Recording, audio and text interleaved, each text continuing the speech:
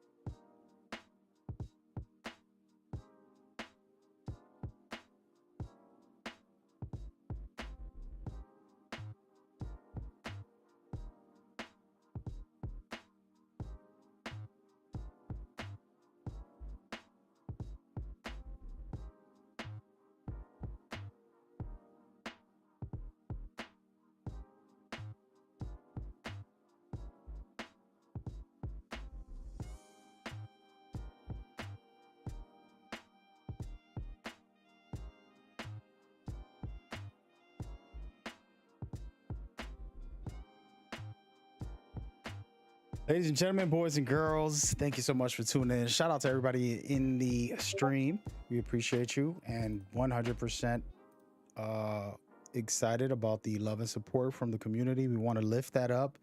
The reason we need that is so that we can take it to the next level, guys. So appreciate the follows by Dame. Appreciate that. Everybody in the chat, thank you so much. Hope y'all doing good. There is a delay on the stream, and it's to protect the players from any stream sniping. But don't worry. We're going to stay active. We're going to stay pushing. The tournament's about to start in just a minute. Want to talk about the overall experience and what you can expect from me and these events. Basically, it's esports at its finest. And we have a tournament series, an official tournament series by Core Battle League. We are not affiliated with EA or anything like that. They have the amazing support that they give us by allowing us these codes. And with those codes, we created our tournament series for you guys, the community. It's for anybody and everybody. Welcome to join our events. There's no charging, there's no requirements. If you want to play, you want to get in on this, go right ahead, head over to our Discord and you will be rewarded. Okay, that is what's going down today. So with that in mind, anybody can sign up. Just go to the Discord. As you can see here, it's free to sign up. All you're going to do is look for the event channel that you want to sign up for and you can get in. Now, the way these qualifiers overall works is you can play in 10 events. After 10 events, we will total up your scores to see who's the top teams so that they can make the playoffs. But within those 10 events, today, for example, is one of the 10 events that you can play in. And it works through placement and eliminations. You're going to score as many points as you can to try to be one of the top teams when this all is said and done. That is the system. It's pretty simple and basic. And it's a fun experience to play in. I've heard so much from players and how much they love to compete and take it to that next level, playing with top players and things of that nature. So it's gonna be a good ride, and I'm very, very much excited to be on board with you guys. So that's the lowdown. That's what's happening today. I will have a guest who's going to be coming in just a minute, and who's going to co-host with me here in just a second, and then we'll move on from there.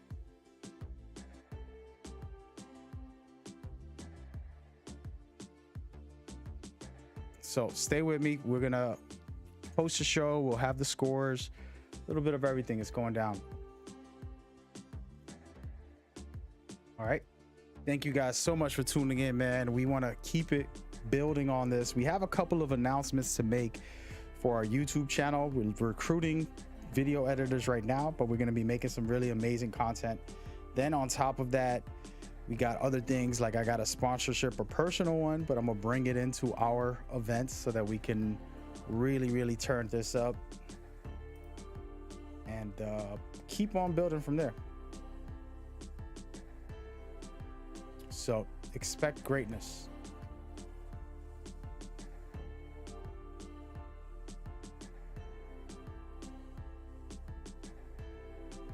With that out of the way, these tournament events are about to begin. Game number 1 of 6 games. You're getting 6 games total. So get ready. It's going down in a minute.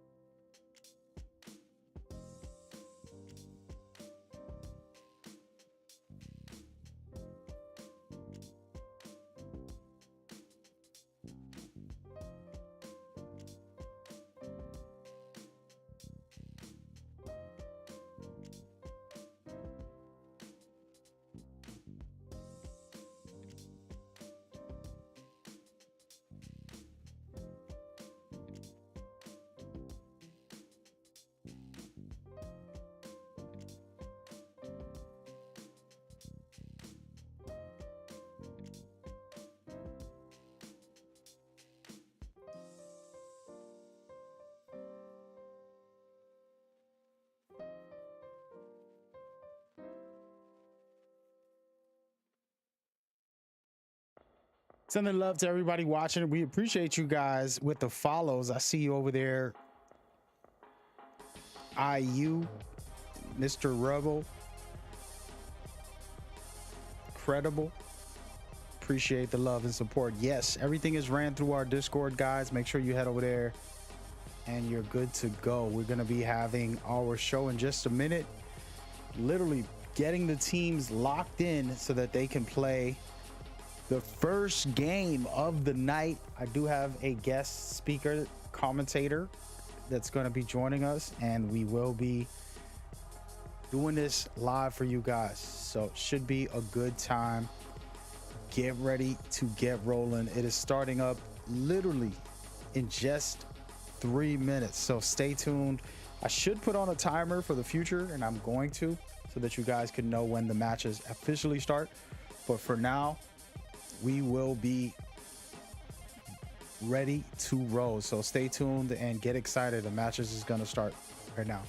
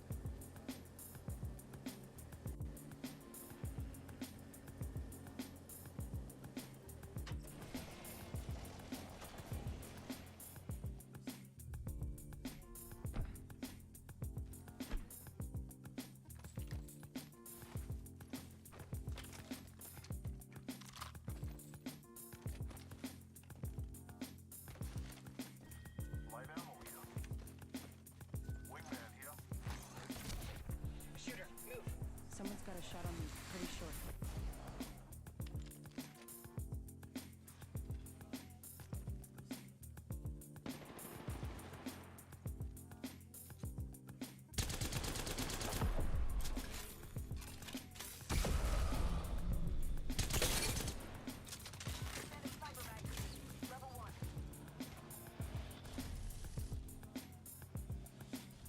Hostile over there.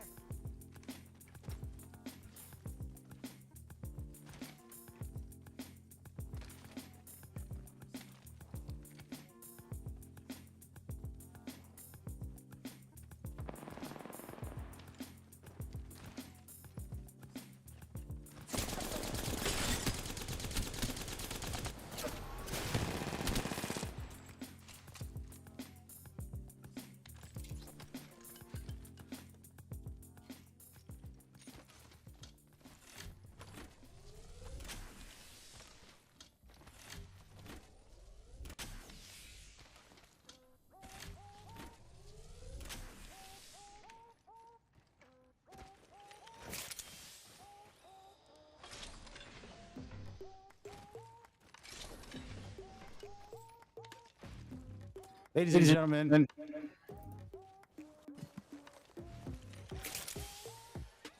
hope you guys can hear me clearly here. We are expecting a special guest, Y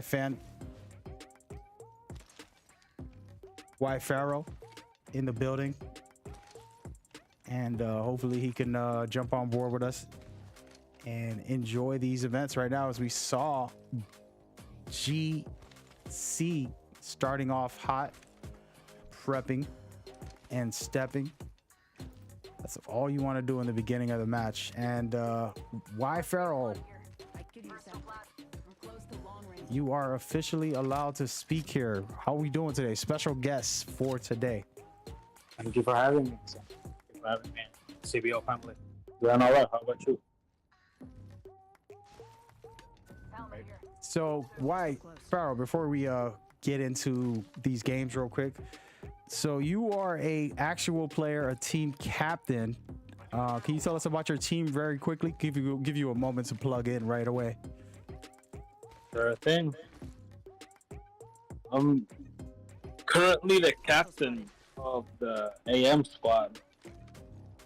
Got some of my boys playing tonight. Glad to be here. Awesome. All right, man. Thank you for having. Oh well, actually, I'm having you. Thank you for coming and being a part of our event. Could be some good games. I know that your team is playing in here also right now, and curious to see how they perform during their team captains watching. It's kind of grueling to watch somebody you care about, aka your own team, but it's also fun for everybody watching. Thank you guys for tuning. I see you guys in the chat. I see the follow. I appreciate the support, and for everybody coming through. Some really top tier players, some really top tier teams, and dudes are ready to go. We're gonna be seeing who has what it takes in these scenarios as we go forward. Right now we're looking at GC are still busy trying to get that KP right here and doing a good job already, eliminating multiple teams, possibly taking out the second team here. Yeah, GC has actually doing really well these last few weeks on the qualifiers. They've been playing really well as a team and individually. They can all win their ones. Basically, just dominate these few days. For sure, and they just eliminated AM2, and now we're gonna see what happens here with these guys. We'll rotate around and check other teams out as well, because you know guys get pretty busy pretty fast. It's always something going on out here in the Apex world, and always good to have players and teams come on board and just prep themselves for the future as we continue to build. We got some cool things planned, but takes a lot of work and energy. We want to build a team, so recruiting people to jump on board with us is pivotal. So thank y'all for tuning in. It is going down today. Taking a look at Too Sturdy. I don't mind the name. And they're doing something cool that I actually don't mind and think it's a fun thing to do in Apex. They're trying to give you a way to farm and get better gear. You're able to get consistently upgraded attachments while you're farming these creatures throughout the areas, and it's helpful, you know. And it's also interesting because a team can hit you from behind and kind of get you off guard. It's not something that you always want to do, but if you have a moment, why not go and try to prep just a little bit? Yeah, agreed. Farming like with the prowlers and the spiders, like it benefits you as a player when you get some loot and your evos get upgrades, but it's also a high risk, high reward type of play because you can get pinched in an instant with any team pushing you while you focus on the wildlife. Yeah, for sure. It's important to have that awareness, and that's one of my most pivotal tips that I give for anybody. You know, I am not the best mechanical player, and that takes a lot of practice to get good with aiming and to movement and things like that. But your IQ is something that you can always elevate and have that game sense so that you're able to know when and what to do during situations. So very pivotal.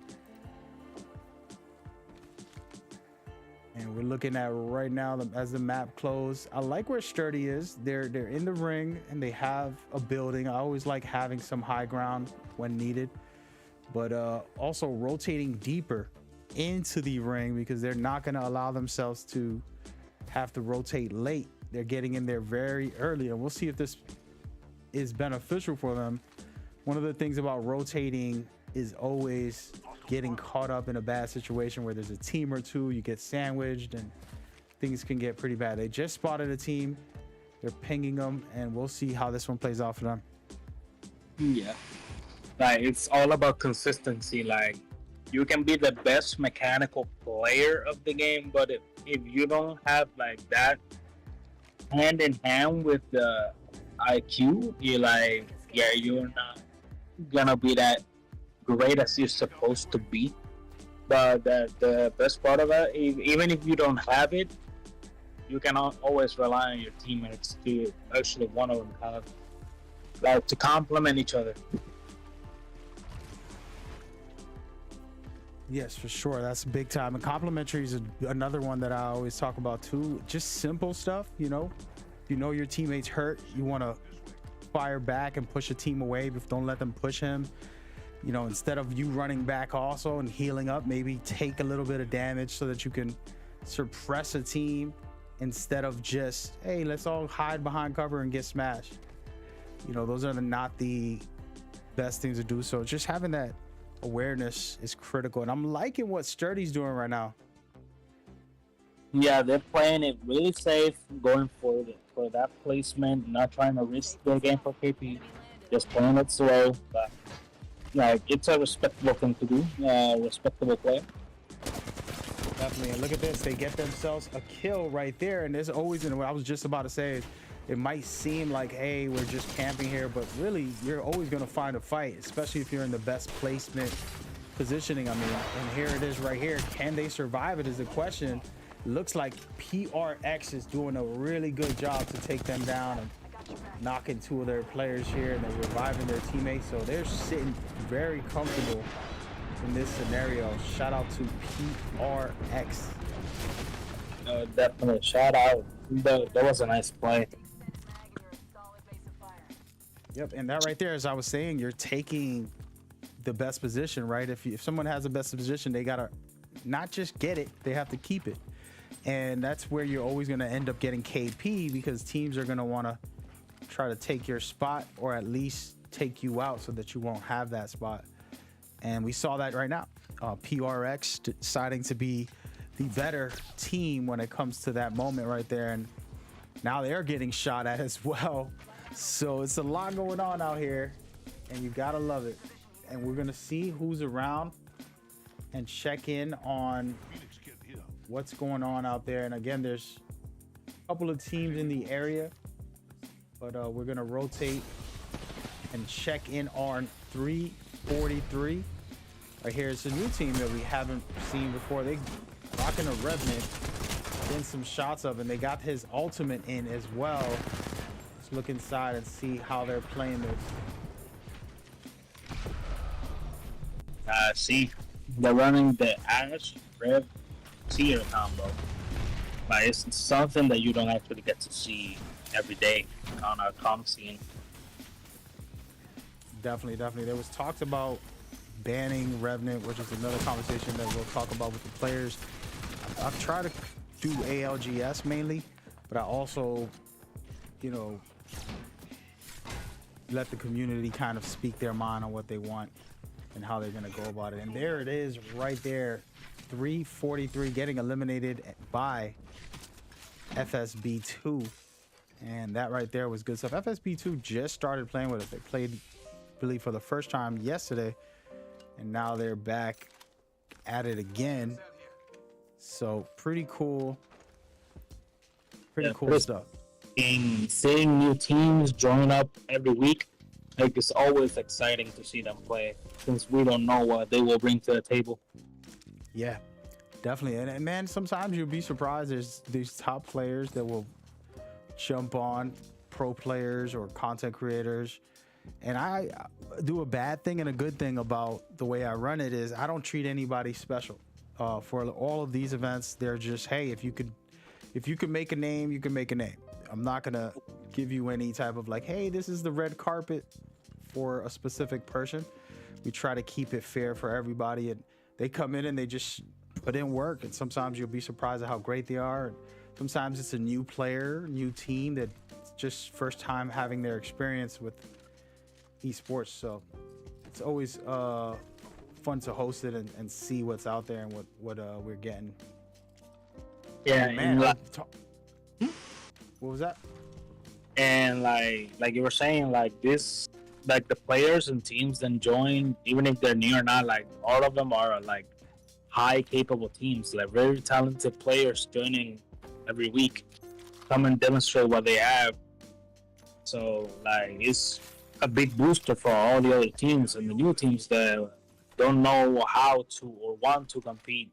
So seeing other teams like with the same skill level or even higher, like I think it motivates them more to join, see what they can. Yeah, for sure. I agree.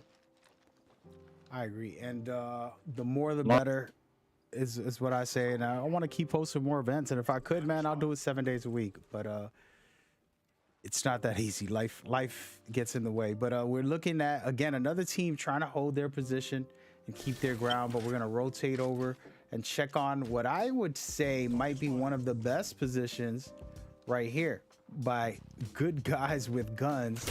And they're using that charge rifle. This is one of the best things about that charge rifle. You can get that damage, and it's not only going to put out damage, but it's going to upgrade your shield. You're going to see right now, he's going to turn his shield to a red one the moment he gets a little bit of damage, and there it is off the bat. This is a good position to be in this end game. We're not sure where the ring is ending, but I'm guessing it's going to end at the end. Let's take a quick look at this map and see what we got as far as the overall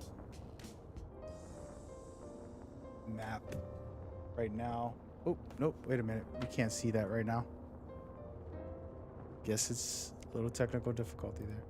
But as you can see, these guys are holding a great position. There's 12 teams left.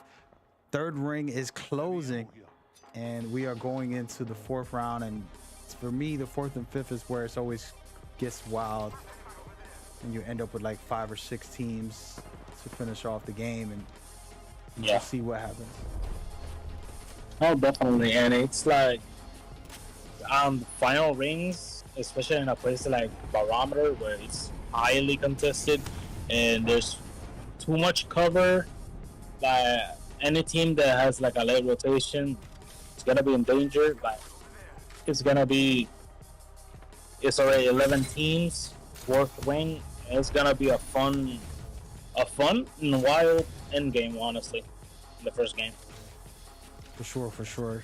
You can see right here, it's ending right where these good guys are, and I like where they are. I mean, they can suppress everybody, give everybody just a hard time to find a position, and nobody's in the ring on this side of the map, so they can continue to suppress, and then hope that they bump into other teams as well, try to get some kills during this process and keep their high ground for the remainder of the time. And the one thing that Valkyrie did do, you see her, one of the teams, Valk ulting into the ring, is it made it so that you better watch the sky. You better watch the sky.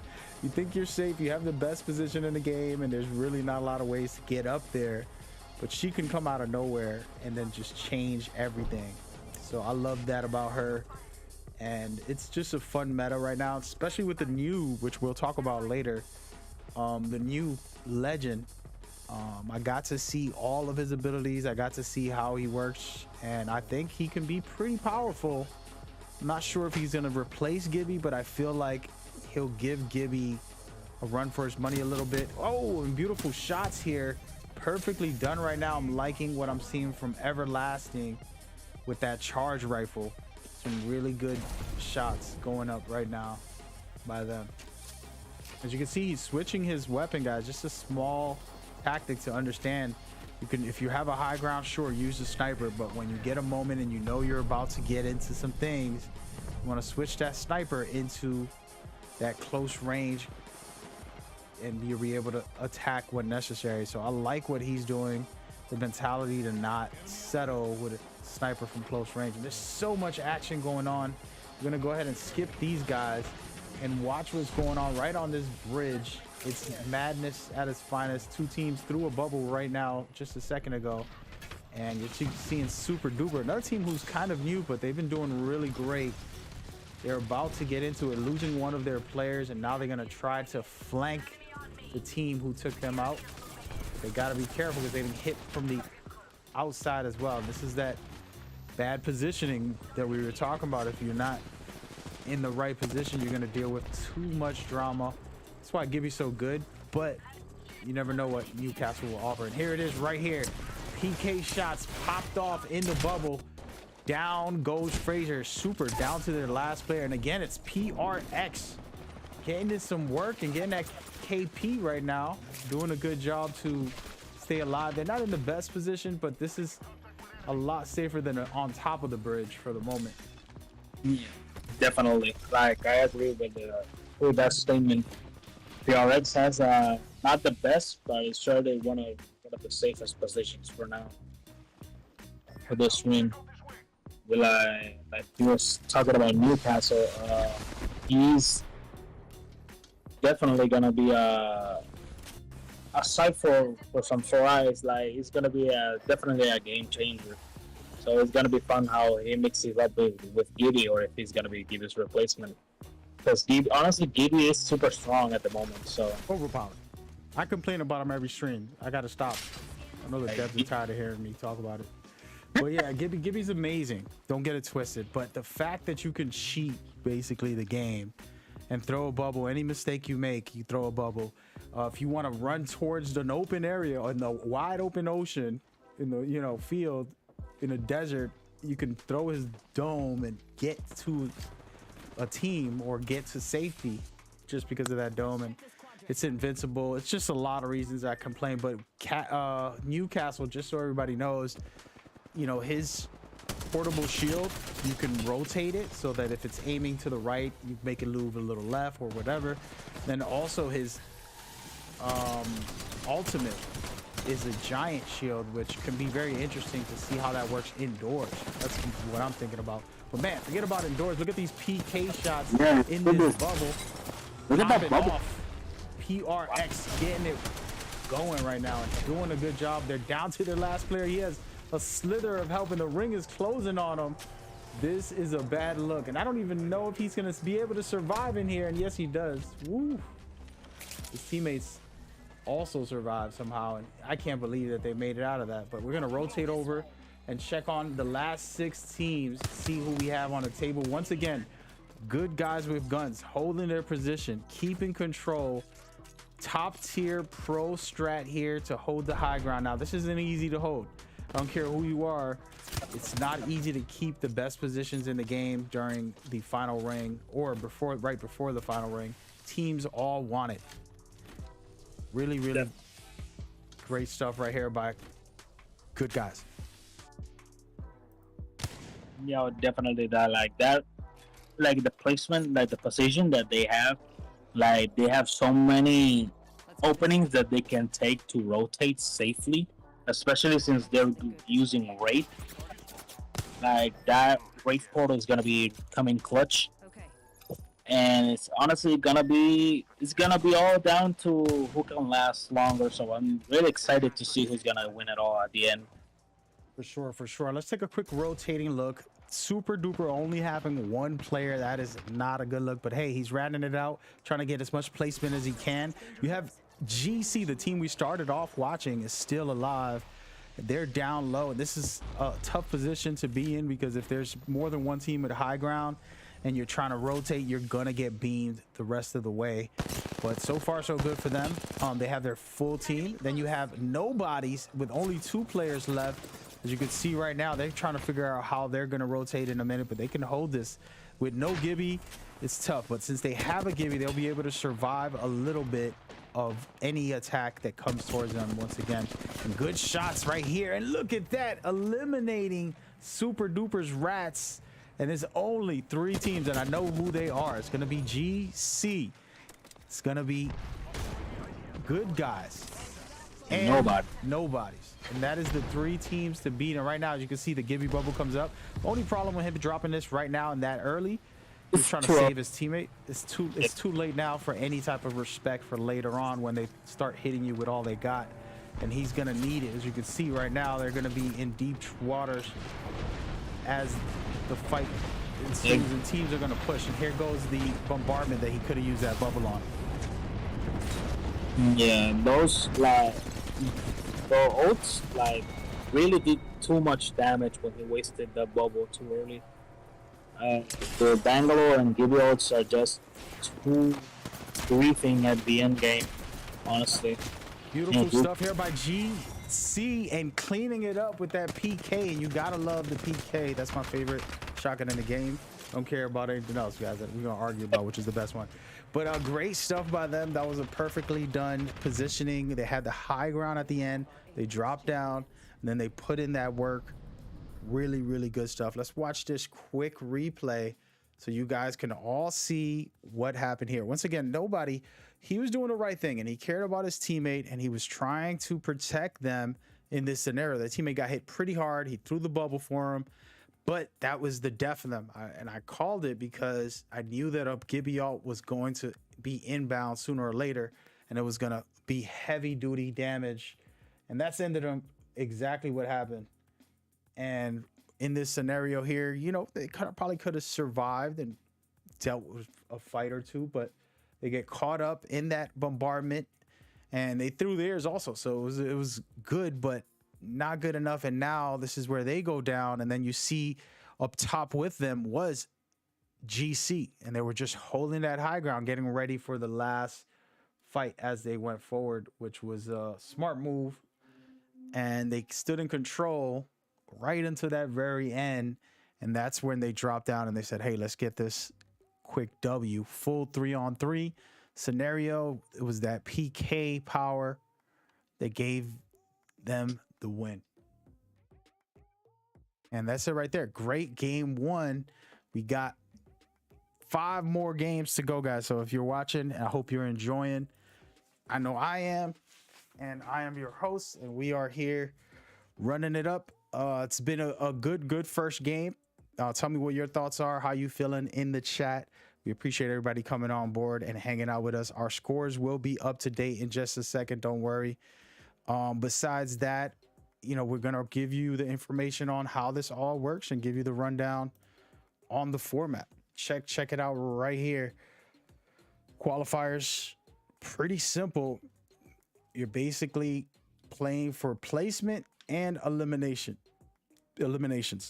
With placement, you could get 12 points for first place, 9 points for second, 7 points for third, 5 points for fourth, and so on and so on, as you can see here. Then on top of that, eliminations, 1 point per eliminations, which basically gives you the chance to take over the globe if you can put out some serious damage. And there's some teams that will, I can guarantee, because it always happens.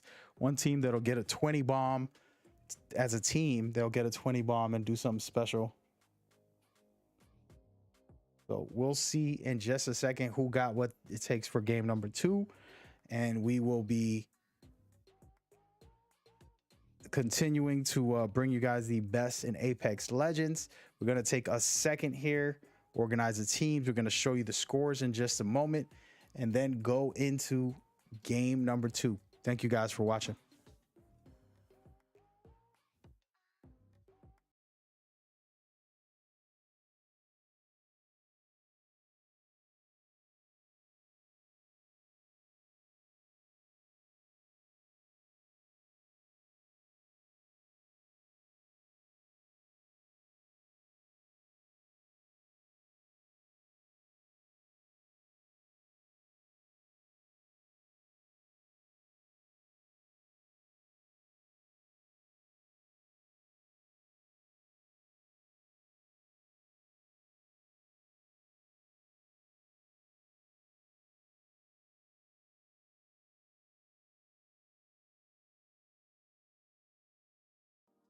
Let's get it.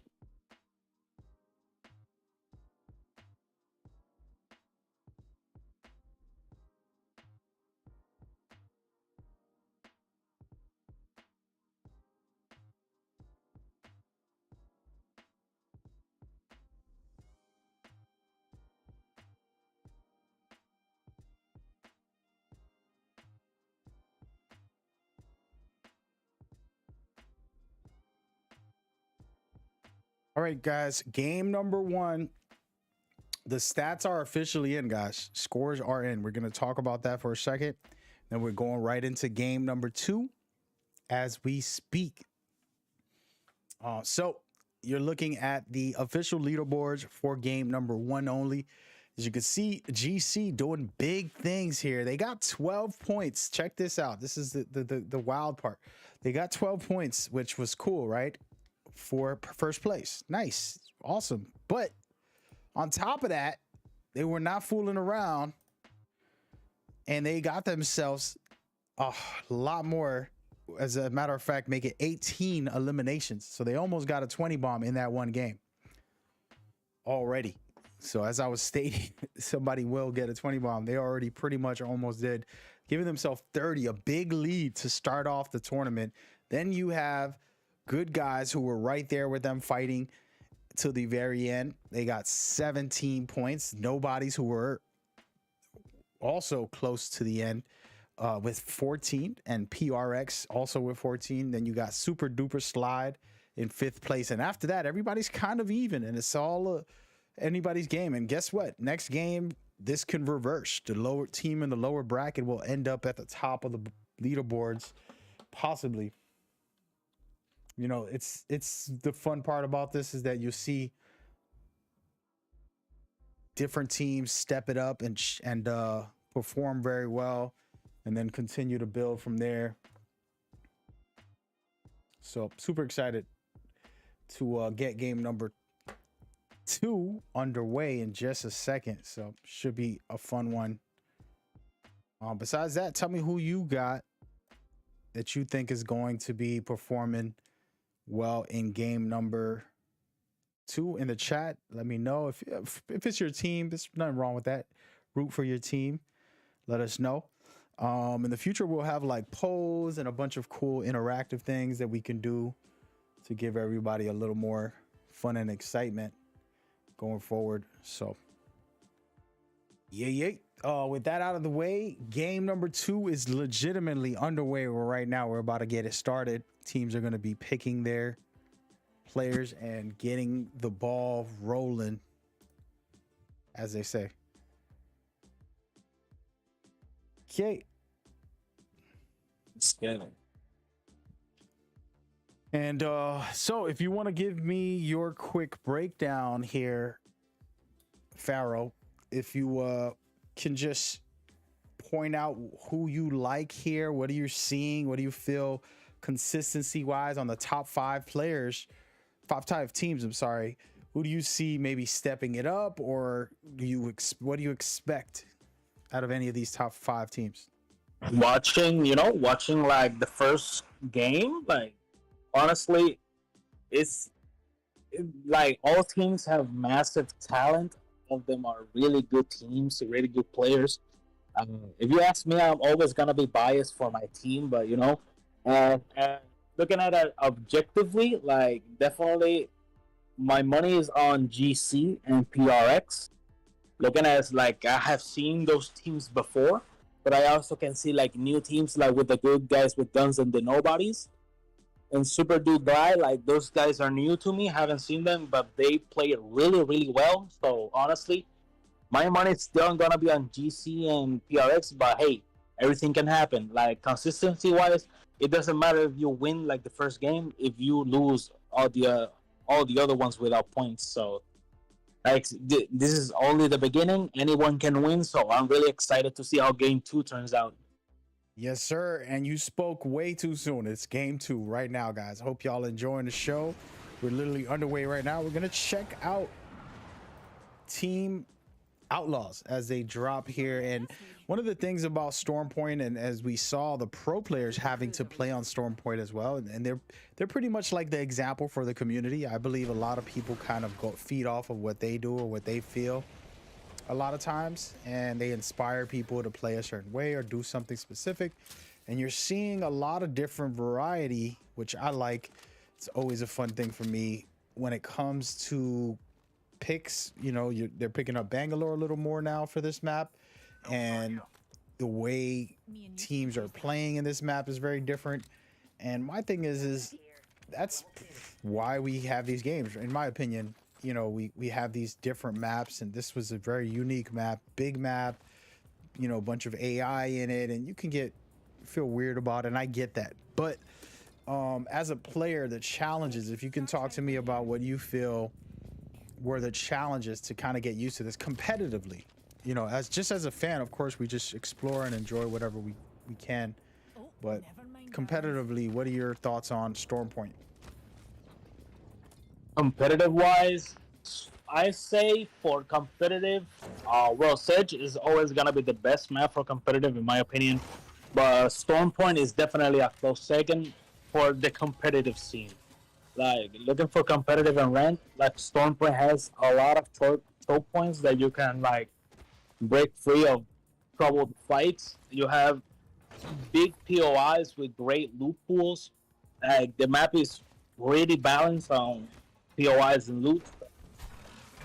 You're not gonna be struggling with that the entire game. So honestly, it all is going to come down whether you play for ring knowledge and ring, or you just simply play edge and try to frag out. Either way, anything can work since the map is so big, and most of the teams play smart. So you're not gonna be seeing a lot of teams fighting unnecessarily, or just going to take out like anything. So to me, Stormpoint is one of the best maps for competitive and ranked. So obviously, it's always gonna be behind World's Edge, since that's the best map in my opinion. Yeah, I feel you. I mean, I'm biased with World's Edge specifically for the quality of the players knowing the map and the players performing the way they perform there. But I also, as a viewer, outside of my personal bias, I definitely can agree with the fact that a different map, the challenges of it, and watching players, and this is what was interesting when I saw the ALGS tournaments. A lot of top teams, great teams, were having struggles in this map, and it was frustrating them. Then you saw some teams figuring it out and really doing well, and it was awesome. And of course, this weekend we're gonna see the finals for $1 million, actually. Yeah, it's been interesting just to watch as a viewer. The pro players play on this map, and right now we're seeing Outlaw get smashed, one of their players smashed, and now they're gonna rotate around, and it looks like they're gonna go and try to pick him up. they got to be careful here. One of these type of decision makings in these scenarios is very important, right? Like, there's no wrong in my opinion, and this is, you can talk to me about what you feel, Farrell, but the way I see things is that you have a in-game leader. He's not going to make the right decision every play. He's not going to be Mr. Perfect. It's the best option in the scenario is all you can do, and then that's never always certain either, because there's so many variables, right? So like when a teammate goes down, hey, let's go get him. Oh, I don't know right now, it's not safe, and how do we play that?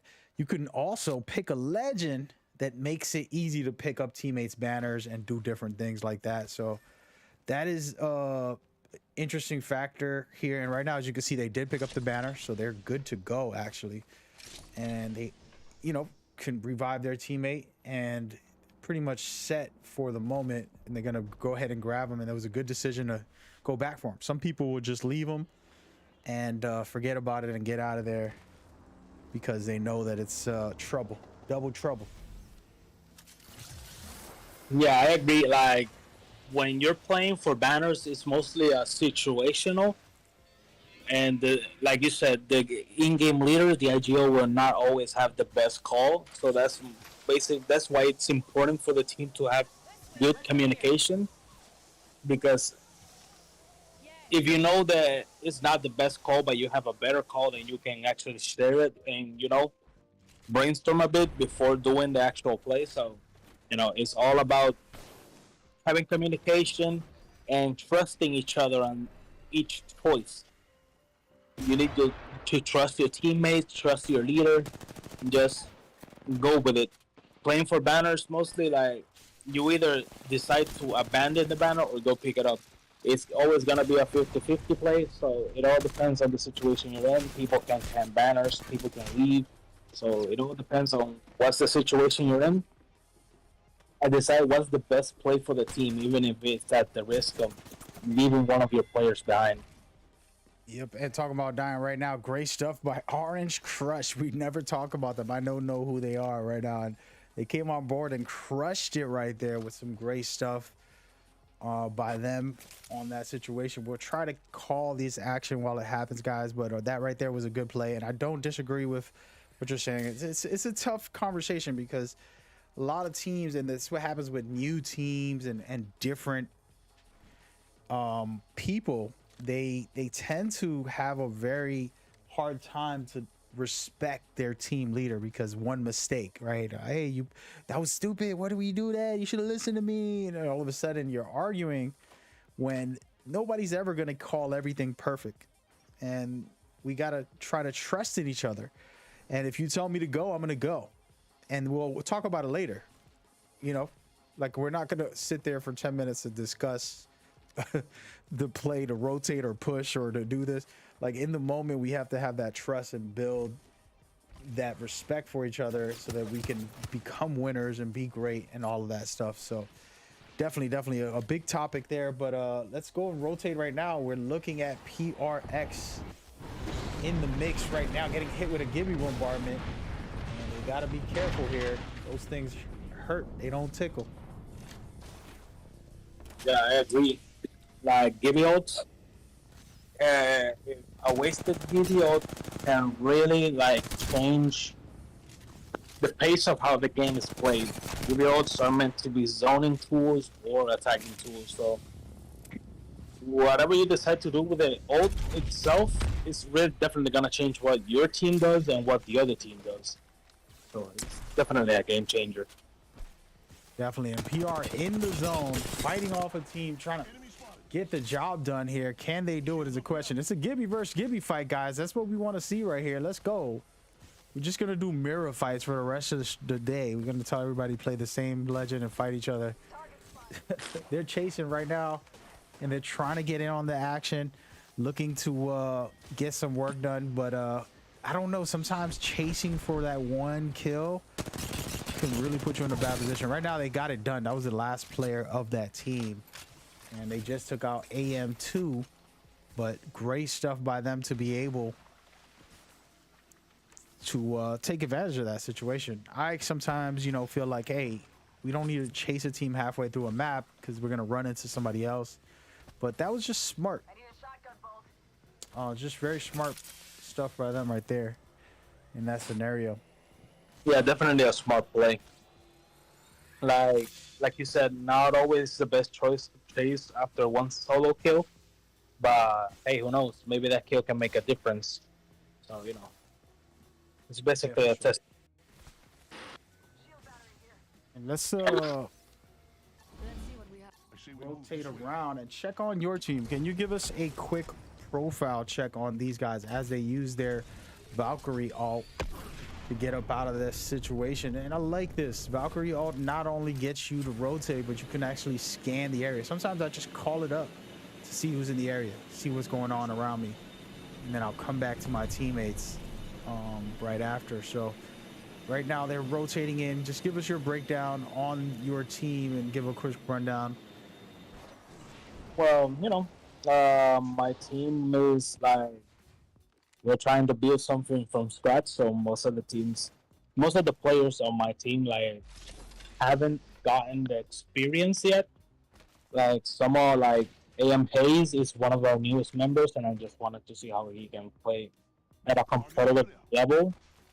But we also have experienced players just like Tux, who is a very experienced player and very diverse as well. And we have Gary, who is also another one of the players who has some kind of experience. I just want them to gain some experience, see how they play, see how they react, and see how they do well under pressure. For sure. And it's always good to have teams that are aspiring, and we've seen it.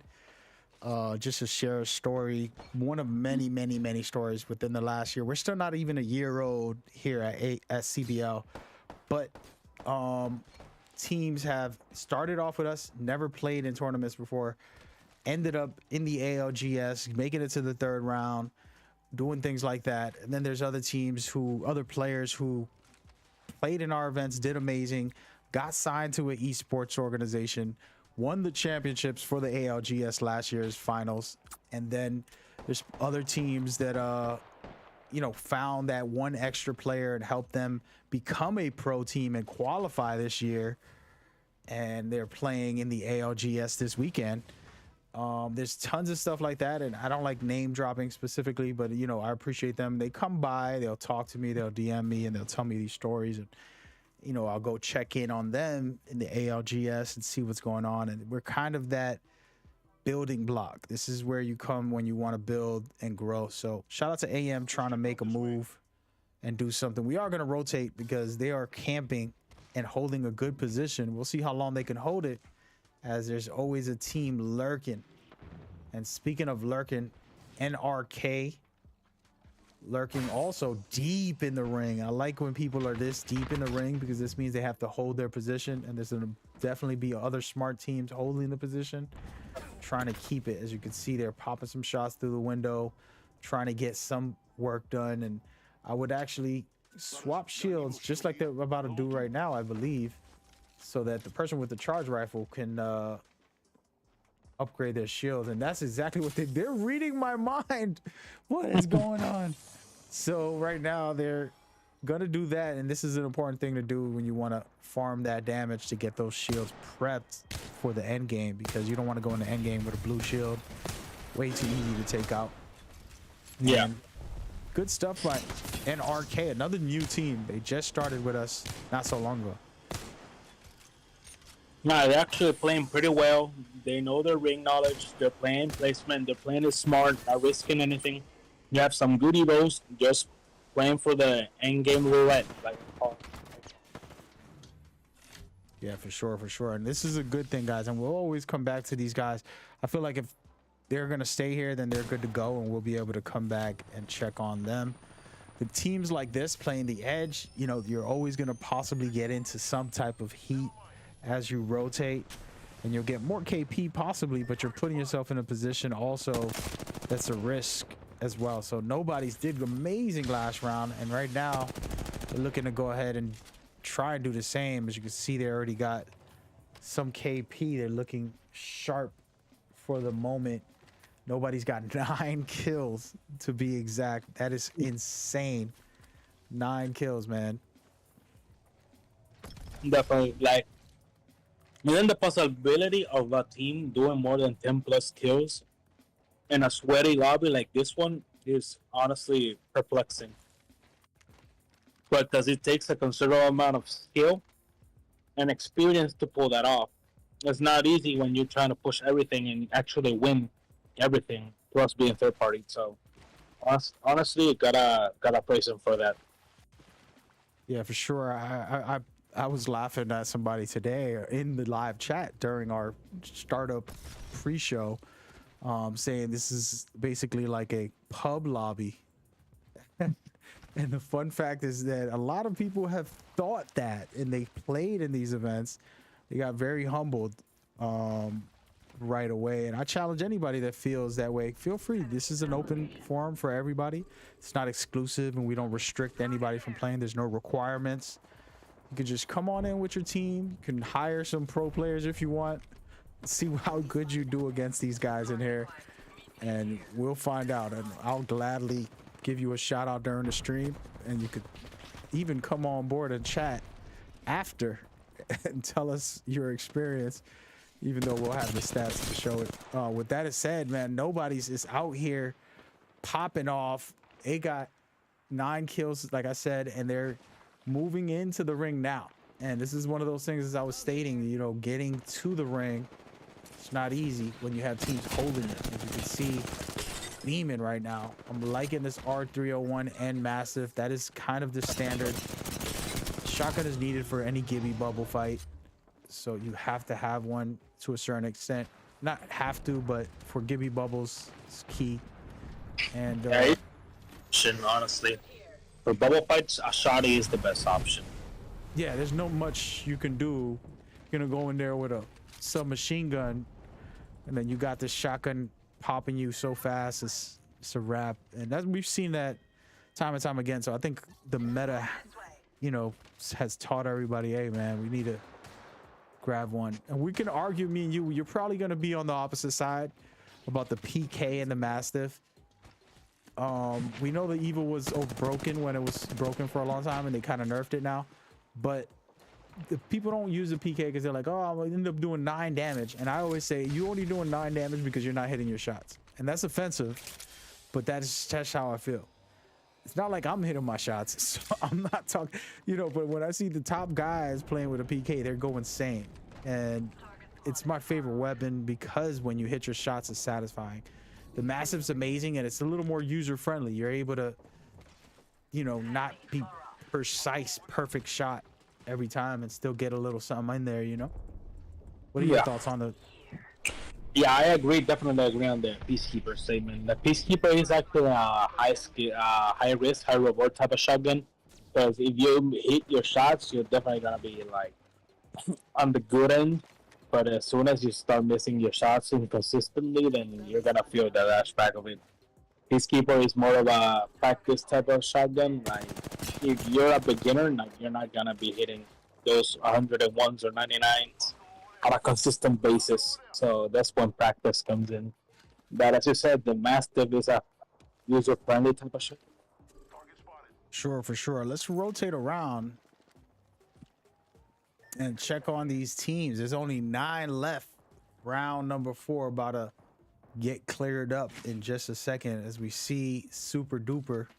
Actually, hold on a second. GC's in the mix. They have really good position, but can they keep it is a question. You can see how busy they are. One of their players is all the way on the outside pushing up on the team by himself. Oh my goodness. That's extra confidence right there, and I like it. And it was their Wraith, so I mean, she's safe to do that, and that's the type of player you want to have that's aggressive and getting in it. And look at this. We're gonna see how this plays out for the team on the outside. Cleared them up, but that's what it was. It was a rat. Okay, good stuff by them. And I'm liking what I'm seeing from GC. They got Bangalore. I was saying for this map, Bangalore is amazing because of the smoke and being able to rotate through it and do a bunch of different things. Since it's such a big map, she's critical. And right now, they got a good comp. This is like that old school season 0 comp of Bangalore, Wraith, and Gibby. Yeah. Like Bangalore is definitely not the strongest legend, but she's in the weakest either. Actually the most well-rounded legend out of all of them. So she's basically, if you get it, like know how to play her, you'll definitely get some high rewards off her. Definitely. And good stuff right here by GC. They have a decent position, but the ring is going to be closing on them on the next round, so they're going to have to rotate. You got to be careful. Again, there's 7 teams left.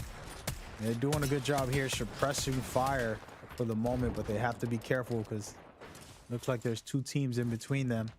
But you can see how that smoke is really doing some justice and covers teams. That's critical, and that's what I'm saying with this big map and the way it's positioned, and there's a lot of outdoors. It's definitely something useful. We're gonna rotate around and check in on one of these teams on the outside. Pretty busy. Gonna give AM a moment here to shine and figure out what they're gonna do. They're in the ring. They're on the outside with a Giga bubble. Objectively, they have one of the best positions in the game right now, apart from the team that's holding the building on the right. Definitely. And I think what I'm looking at now is they have the Gibby bubble so they can be outside. If you don't have a Gibby bubble, you need to hold a position that's indoors more or less. You know, it's not as easy to survive, and so pretty good for them on this scenario. And we're gonna take an overview and just give this a quick third-person view. Sorry, I'm messing this up here. And actually, wrong team. AM right here, and I'm practicing as we go, guys. So we're looking at AM right here, and this is the actual lobby and what is going on from the overview. Pretty good stuff for them. There is going to be a fight for GC inside this building in just a second. Somebody's coming in for it, and it's going to be NRK, but GC trying to rotate towards keep their position on the left. And actually, hold on, let's go ahead and check out what is going on to NRK. NRK is on the outside, on the roof, down below, good guys. So it's going to be a standoff between those 2 teams until the ring pushes them off of this roof. Everybody's going to be having to position themselves. This is the crazy part here that I'm looking at. They have to position themselves good enough to survive this outdoor situation, because the ring is going to keep closing on all sides. So you're looking at a tough scenario. Let's go ahead and do a overview of the map so you guys can see what's going on. 1 team above, 1 team below in the building in the center, and then 2 teams on the right, not noticing each other too much just yet. Looks like GC is gonna get in on this situation, and we want to watch that as we go right now. Let's take a quick look and see what's going down in this scenario for these teams. A lot of madness going on as we can speak, and you can see Super Duper getting hit pretty hard here. That NRK also. Damn it. Wow. And these rings are new to me, guys, hosting these tournaments. I'm very well familiar with a lot of the rings, and these rings are all new to me. So this ending one is a new one that I have not seen before, and I love it. I love it. 5 teams left. NRK trying to suppress 1, and they have to drop down. This is the tough part here, when you drop down and there's 3 teams beaming you and they get eliminated for it. Not much you can do there unless you have a Valkyrie. You alt up and give yourself a different position. And let's go ahead and see GC looking for the takedown here. They're going to use their portal. Hopefully they're not too far from the ring. And it was a great portal there to just give them a second to breathe while in and out the ring and letting other teams fight. Good stuff right here. Man, shots Randolph. And guess who wins? AM1. We didn't get to see exactly how it finished, but AM1 getting the win as our co-host watches them. You can go ahead, and we didn't really get to see how they ended it, but we'll watch the last 60 seconds as NRK on this replay here, having the roof, it's a nice position, and it was the position you were talking about. But once the ring starts closing, those positions are gone, and you're stuck in wide open, bro. What do you got to talk about right here? Definitely gotta give props to all 5 teams on the end game. Like watching, having seen a new ring that I haven't seen before. It's definitely a game changer. Watching the replay. We have the NRK team jumping down the middle. We have AM holding left. We have GC holding right. It's simply I would call it like a Royal Rumble. Everybody's fighting on top of each other. Gotta give props to the Valkyrie that flew away and took the high ground, really maintaining those placement points. Gotta love it. And honestly, just seeing GC playing for second, gotta give props. Like, my team played well, but I gotta give props to the other teams as well. Like, definitely well played. Yeah, for sure. Really, really, really solid stuff from AM there. Surprising coming in those last minutes. I didn't turn over to them. I didn't see where they were. They even duped me as we were going. And let's take a quick look at our leaderboards right this very second. They're officially updated already, man. We got a scoreboard leader that's so fast. This guy's got to be a mathematician. What's the name of that movie? Good Will Hunting. He's like our Good Will Hunter mathematician, the janitor, going from a janitor to a master. Shout out to him. RST Ghost. Big love and respect and appreciation. And thank you so much for that. With that in mind, let's check the stats and see what's going down. GC still up there, man. They're still in the mix. You got to respect that. They're putting in the work and they're keeping that top tier level performance. But there's teams right there smelling blood in the water. Good guys with 33 points. And then you have nobodies with 29 points. PRX also still in the top 5 with 22 points. And then your team, AM1, coming up in the world. They were not in the top 5.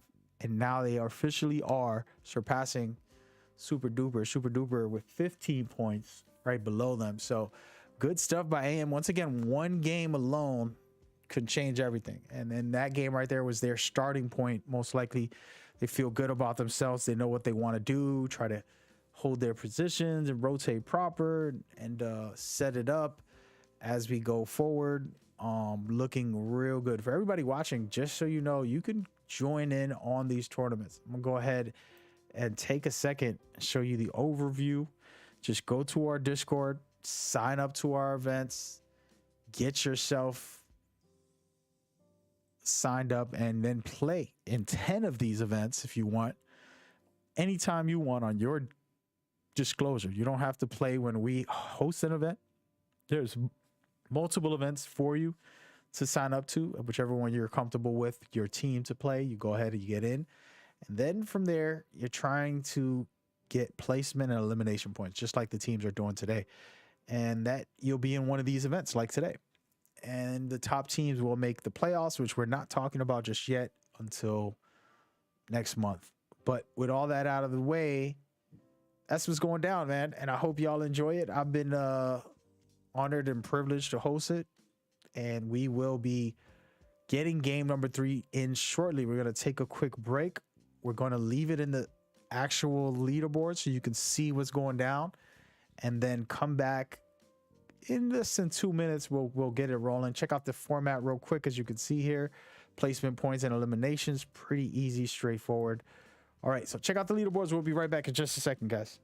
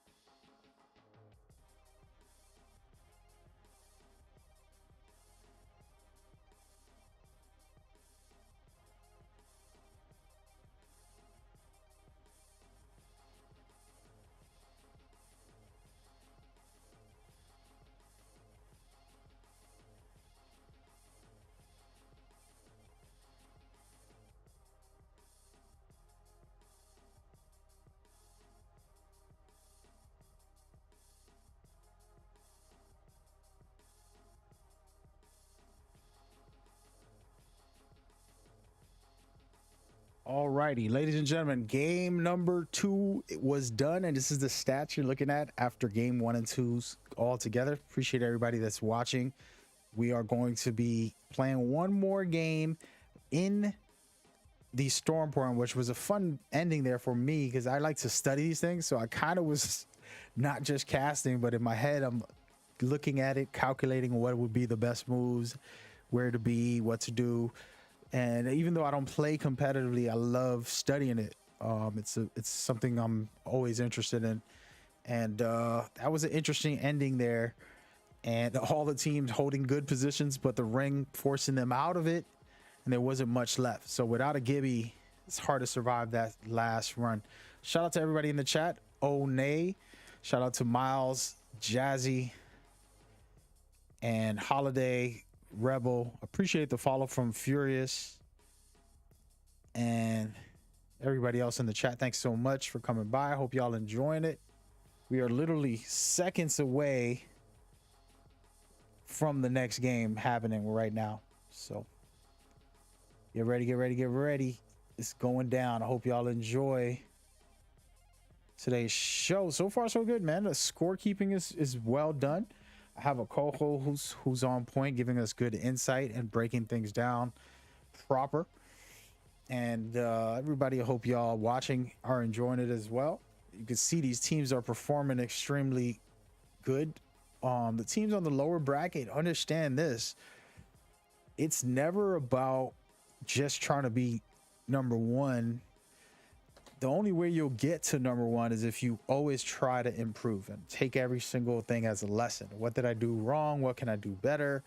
How can I improve in these situations? Whether you're winning or losing, if you have that mentality, sooner or later you'll be at the top of the world. But it's not going to come if you don't dedicate the mentality to always get better. You know, everything is a growing and development process. So I always encourage those teams at the bottom of the bracket, and we've seen them go from the bottom of the bracket all the way up to the top. So it's not that the teams at the bottom of the bracket are bad, it's just not their day right now, and they got to learn from their mistakes and then say, what am I doing to get better? What is my next move? What mistakes are we making in the first 2 games? Still 4 more games left to play today. What am I doing? And from there, you can do anything. So that's just my tip on a general sense for any game and anything in life.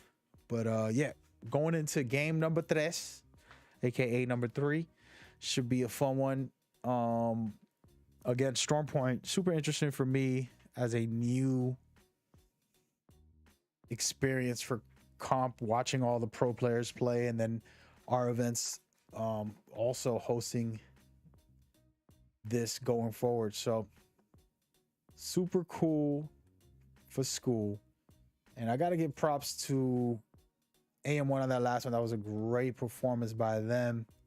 I'm gonna take a quick look around and check on Team Reaper here. This is, once again, ladies and gentlemen, we're starting off with game number 3, and Team Reaper about to get some work done as they rotate into one of my favorite areas. And personally, the reason I love this area is mainly, you know, the caves on the southwest of the map. The reason I love this area is because there's some rotations you can do. You can go deep into the drama right next door at the bar, or you can rotate up to the mill and kind of just take it easy. So you got a decision you can make after you loot up. Do we want to go get some smoke and take out a couple of teams? Because usually the bar's always packed with drama. So see what they do. But they're not the only teams in the area. There's plenty of stuff going on, so we're gonna have to rotate around and look at where the action is. KOI getting it popping right this very minute, and they're in 12th place with 5 points, and they were just in the middle of a fight with the team FSB2.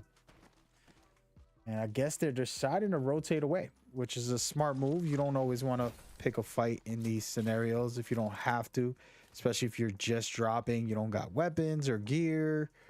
And sometimes it's best to just back off of those scenarios. So good for them. We're going to rotate back into Super Duper Glide, who is engaged in some drama right now. And they're just holding their position, playing 2 defensive legends. And I think this is one of the best combos. I talk about every season they ask me what is the best legends to use.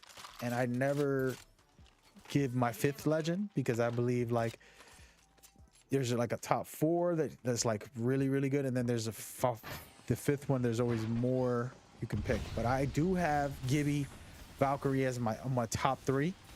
And then Caustic as a 5th or maybe 4th legend if you want to play defensive during comp and ranked and stuff like that. So just depends on your team, but I think he's amazing to use. I don't know if Pharaoh's with us. Yeah. But yeah, so what do you feel about this composition here from Super Duper? They're holding this building here. I think the team gave up on pushing them.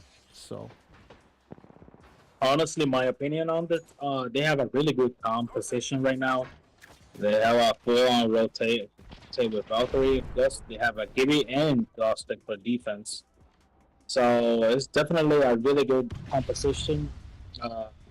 So they actually going to play pretty well. Going to play the defensive mindset.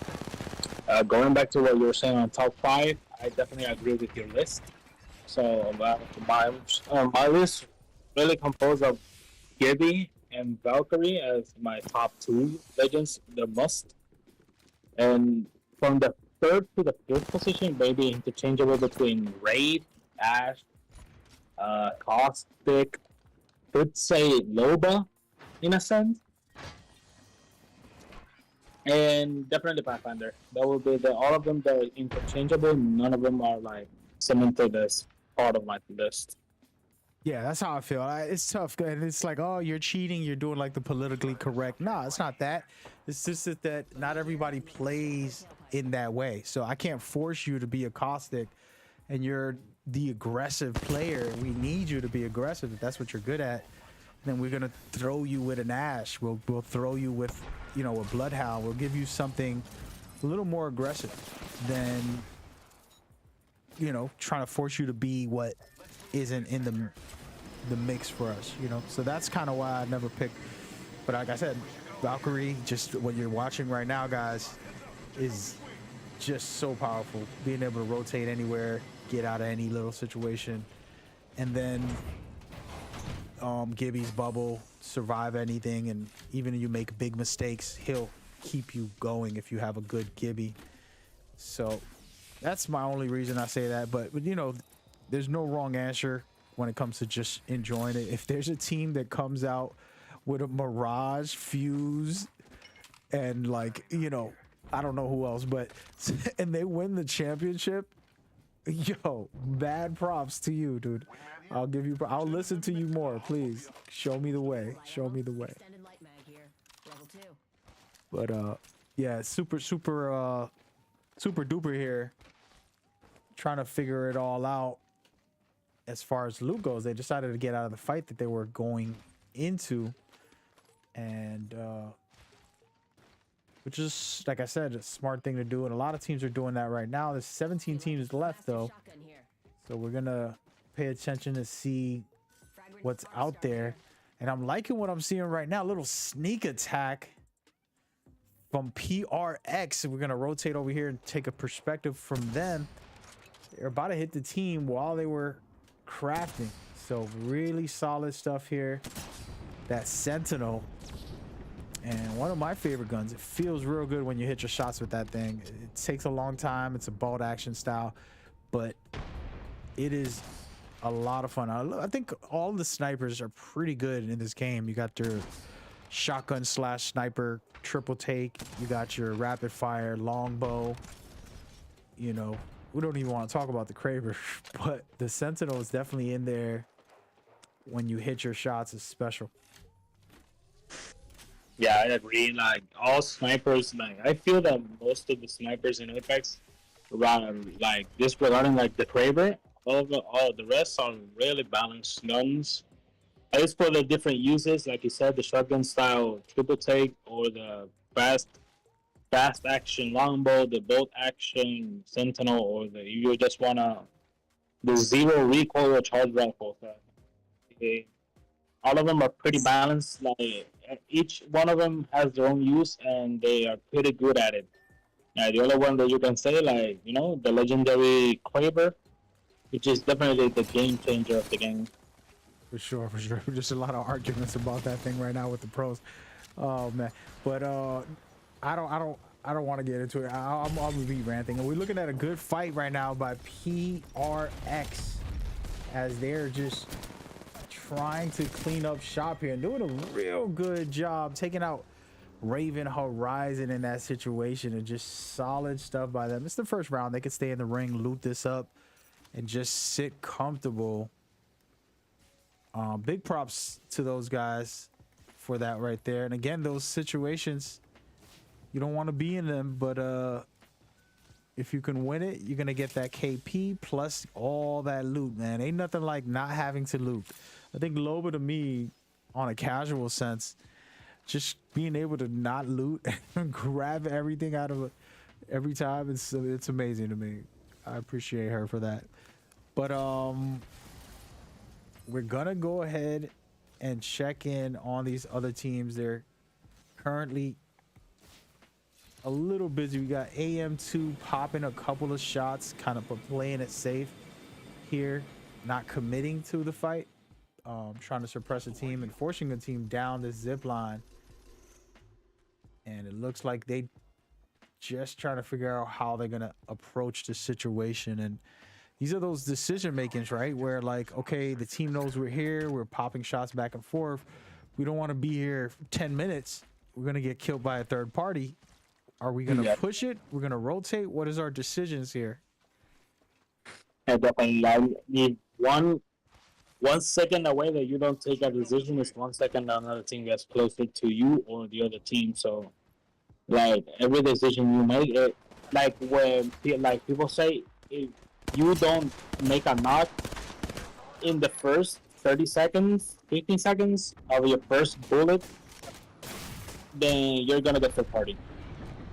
Because it's easy as that. Third parties are really quick, especially when you have legends like Valkyrie and Wraith or Arcane jumping on Pathfinder's zipline. They can make a real push really fast.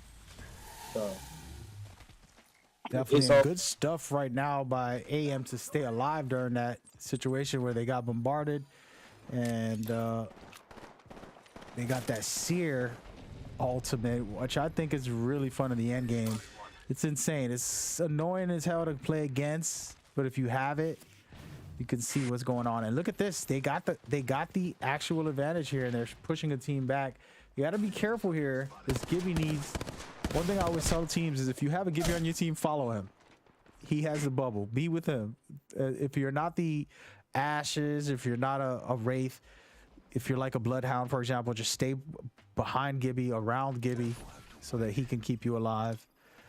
And he has that bubble consistently. And right now, AM2, here goes the bubble. Like I said, the survival of Gibby is ridiculous, and they're not in the best position, but they're gonna figure it out. They do have that Octane getaway free card. One thing about Octane now, and you can tell me your feelings here, but his pad, the noise is way too much, man. Like, it used to be a good thing that you can pad away and people can't hear anything, and now they can know and hear when you're coming, and it kind of changes the game drastically. And that's why I think, no disrespect to any Octane mains, he's not as useful as he used to be.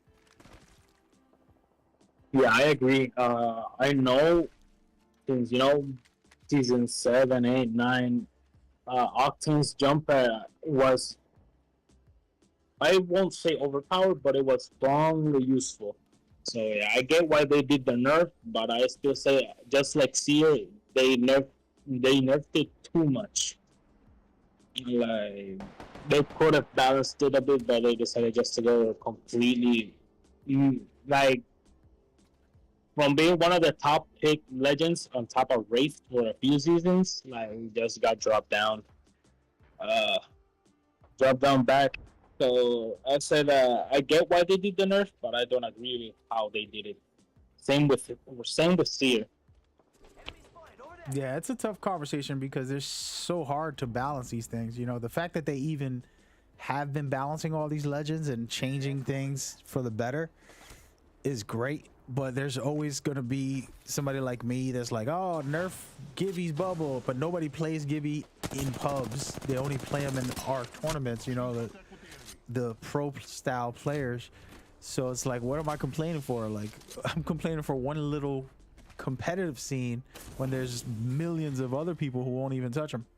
So it's like a tough job that they have to satisfy all of us. And hey, man, it's also good. The way I look at it is the changes make you play with a different legend. So, you know, Octane isn't used as much. He's still fun. I love using him solo queuing and things like that. But on a competitive scene, I feel, you know, you can replace that with an Ash. You can replace that with different things and still perform well and so on. But man, oh man, we're gonna check in right now with Outlaws, who's currently a little busy here, popping some shots with that ramped up Rampage, but they have two teams in front and behind them. Not looking good, but check this out. Can they survive? No, they can't. And man, they got hit hard, about to go down, and man, bombardments after bombardment. Shout out to GC taking down some players and eliminating Outlaws, but they are getting hit as well. Again, that Gibby bubble serve keeping them alive while they're facing Super Duper, who's right next door in this battle on a third party situation.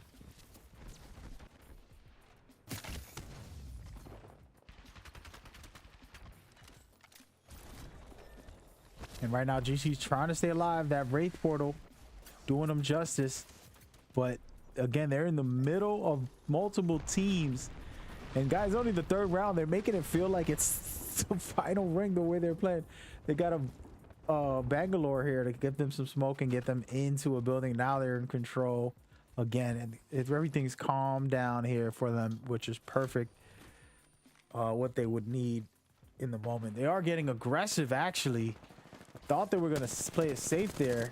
You're going to get this kill, trying to eliminate another player. They down another one. GC Kyle doing a good job so far here. Super aggressive.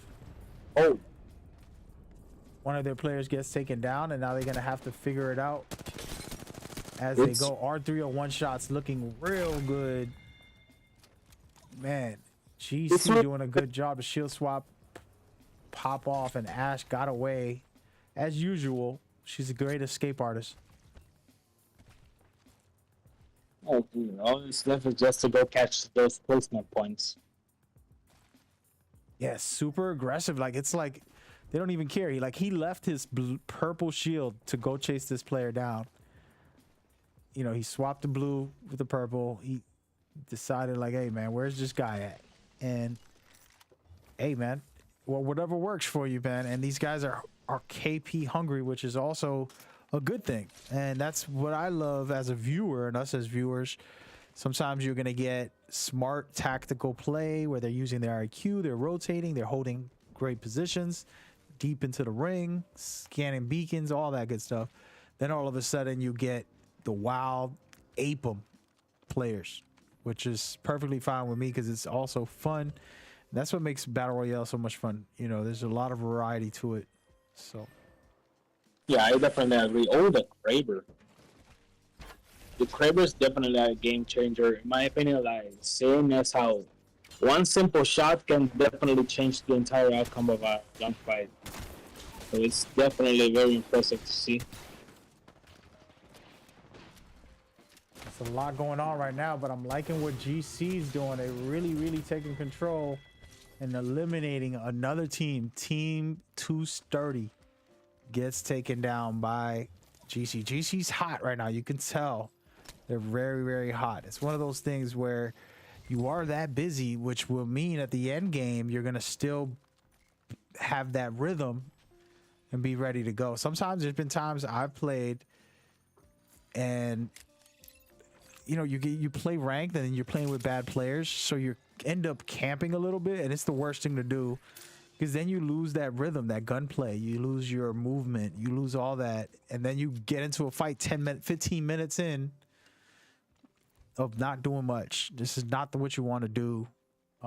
So sometimes it's really good to be super aggressive the way GC's doing it. Of course, they're on top of the leaderboard, so they can do it. But if you're new, I would say try to do it all the time. I always tell new players, hey, drop hot, get used to the fights. If not, it doesn't matter how, becoming top 3 every time doesn't matter if you can't at least survive a fight. So, speaking of that, look at this. It's your guys here, man. What's going on, bro? You telling your guys to stay alive so we can showcase them? Is that what's happening right now? I told my guys that they could pull their own weight. I think they're kind of nervous because they know that I'm watching them. That's weird too. Yeah, it's like, oh, my boss is watching me right now. Oh, hell no. It's funny. Yeah, but they're in a good spot though. Like, this is pretty much the end game here with the round 4 finishing. This might be the end game because I don't think it's gonna end at the actual mountain. I think it's gonna end right there where they are. So, and they got a caustic. That's the crazy part. So they're really prepared to hold this if the ring closes. We're gonna find out right now if it's gonna close here. I can put my money on it. It will. I literally can put it all on there that it's gonna be there in that area somewhat. Yeah, Caustic's definitely gonna be a game changer in the end game of things, since it's gonna basically end on the cannon. So Caustic's definitely gonna be a game changer. But we still need to see how the Gibbies work with it and having the knowledge that there's Caustics nearby. Most of the rings is already on open space, so it's definitely gonna come to who overlasts who in the entire game. For sure. And speaking of that, right now we're gonna rotate around and check on FSB holding their ground and pushing off a team that were suppressing them, reviving their teammate. A team came in to try to push them and they ended up surviving it, and now they're sitting comfortable about to prep for the end game. And we still got 7 teams with round 5 underway at this very moment. There's a lot of action left on the board, so get ready. Plenty to see today, so should be interesting. And speaking of interesting, I'm seeing some rotations early, and this is going to be interesting. The ring literally has one indoor spot. Yeah. So the team that's holding the backside of the cannon has definitely one of the best spots. yeah, and we're gonna rotate in a minute and check out everybody. As a matter of fact, wow, AM1 and 2 are in the building still. So check this out. For the last ring with 6 teams left, AM1 right now deciding to rotate towards the east side to get themselves deeper into this ring. And like I said to you guys, it's easier said than done in these scenarios where these teams are all suppressing you. You don't have a lot of cover. You're out in the open. There's really nowhere to go. And it's all about playing as smart as you can to hold the position as long as you can until everybody else gets caught up in their drama. And you can take advantage.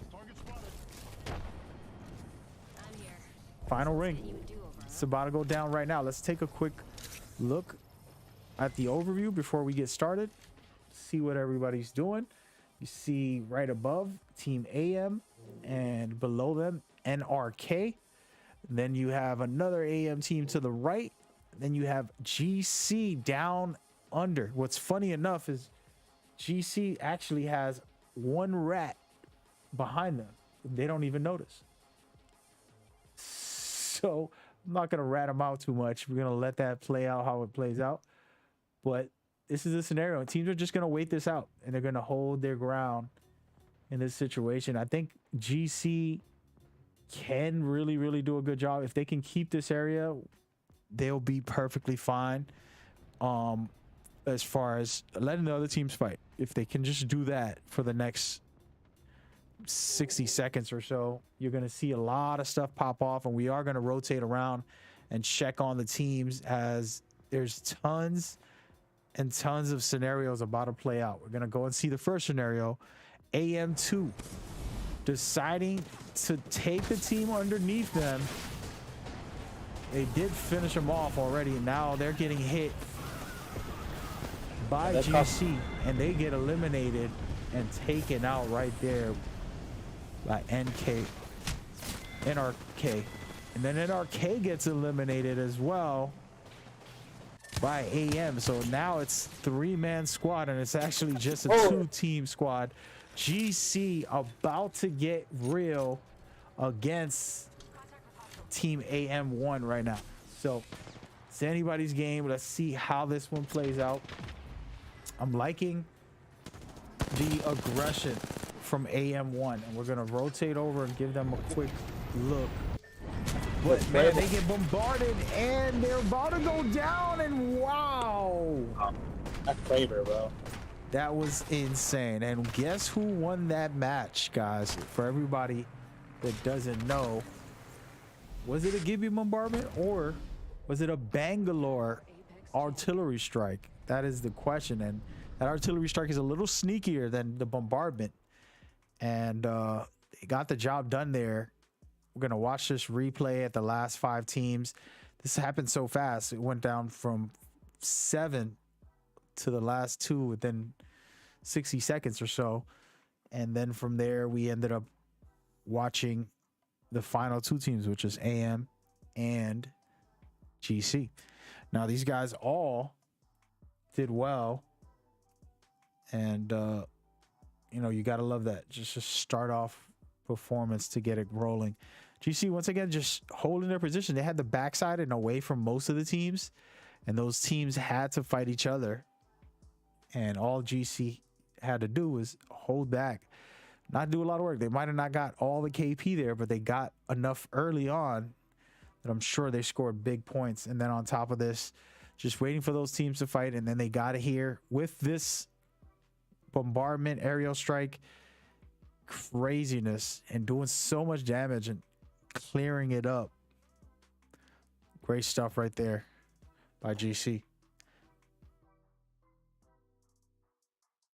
Hope everybody's enjoying. We are legitimately deep in the water, 3 games in with 3 more to go in these Core Battle League tournaments for you guys. And we have a lot more in store. We're going to be showing you the leaderboards. We're going to be talking about the future, and we're going to be getting into game number 4 right away, right after, in just a few minutes, literally 3 minutes from now. Stay tuned. Be right back in just a second.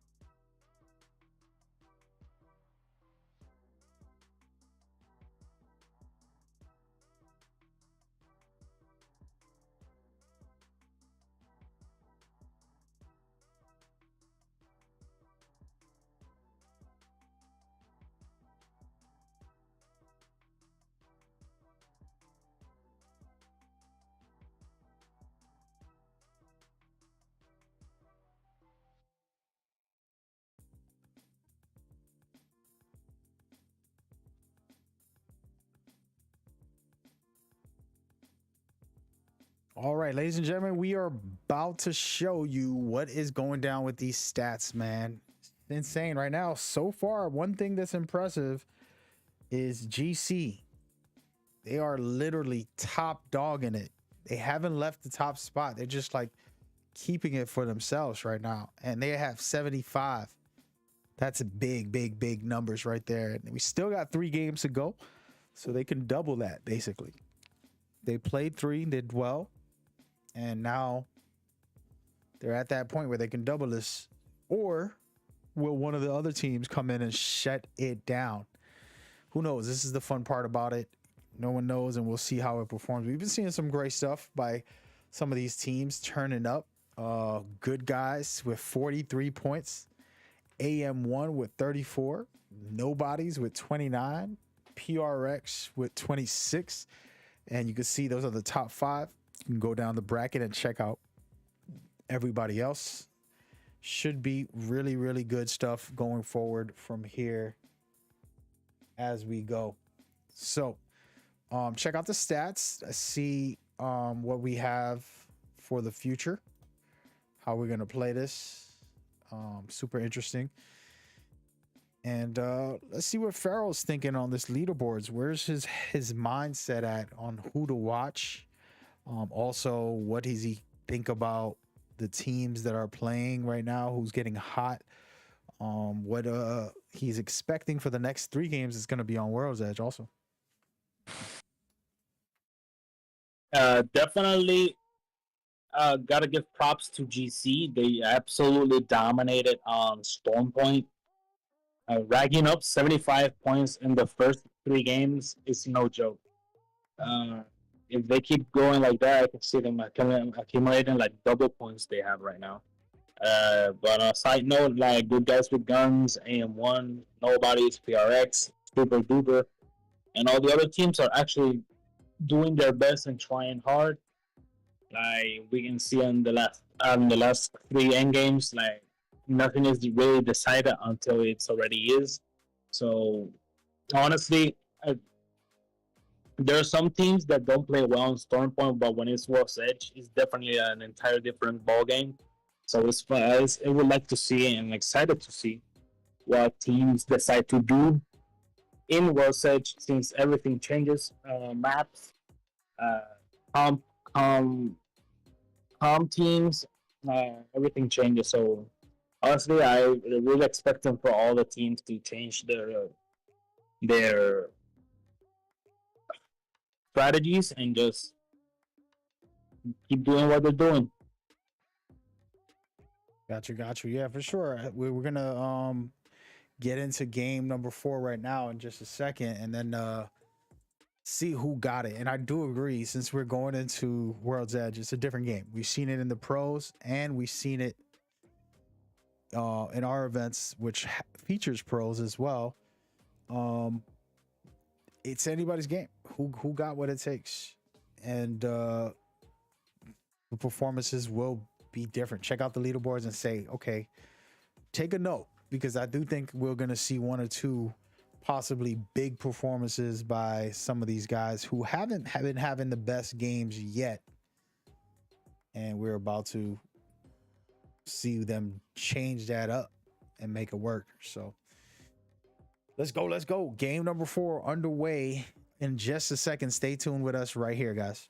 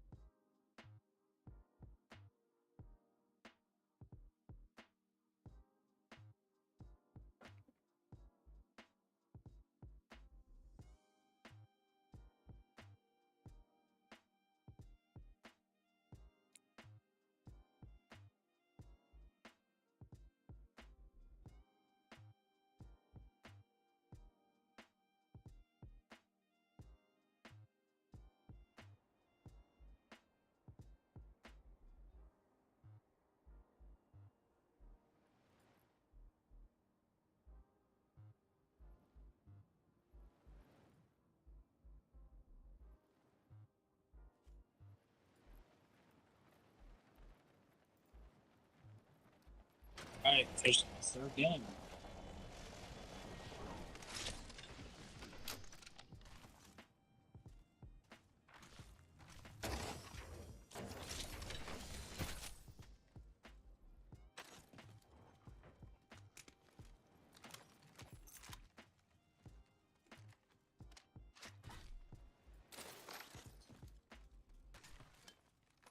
Extended sniper magazine here. Level 3.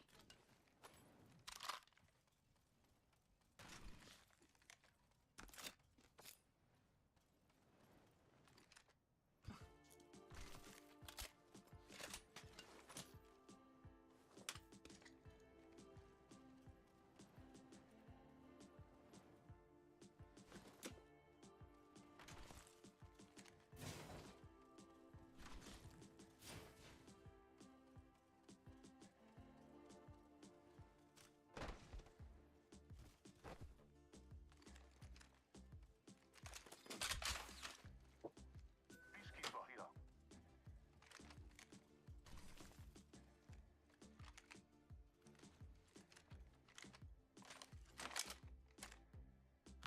R301 here. Dibs. Shotgun bolt here. Level 3. All right, already. Dibs. Game number 4 underway. You guys got to see a little bit of Team Sturdy kind of figure out what they looting and who they shooting in just a moment. But we're going to rotate around. And once again, this team who's been super active is on the hunt right this very minute. Trying to chase a team down at, again, GC. And it's good to be good. But if you're not aggressive, you're never going to get good. So being aggressive is critical. You know, you play rank, for example, after hitting platinum and higher, you got to get that KP because it's not easy to rank up. So you're seeing them really showcase that they're staying on top of the leaderboards only because they're consistently being aggressive. So super cool stuff. Let's go ahead and rotate over to Raven Outlaws. Currently seeing a team right below them. And the team is deciding to jump up, and we're going to see if that team is going to try to suppress them, or will they just rotate away? And they're rotating away. Outlaws sitting comfortable. No worries. Doing their thing. And Pharaoh, are you with me today? Yes, I am, my boy. Here we are. So speaking of situations, right?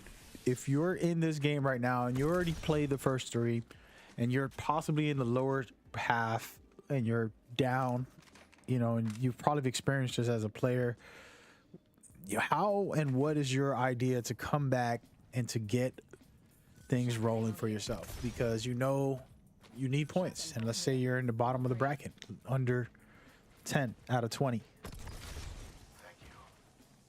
Well, I would say it all depends on what type of adjustment the team is gonna make. But in my situation, if I would try to gain as much points as I can, at least in 1 or 2 matches.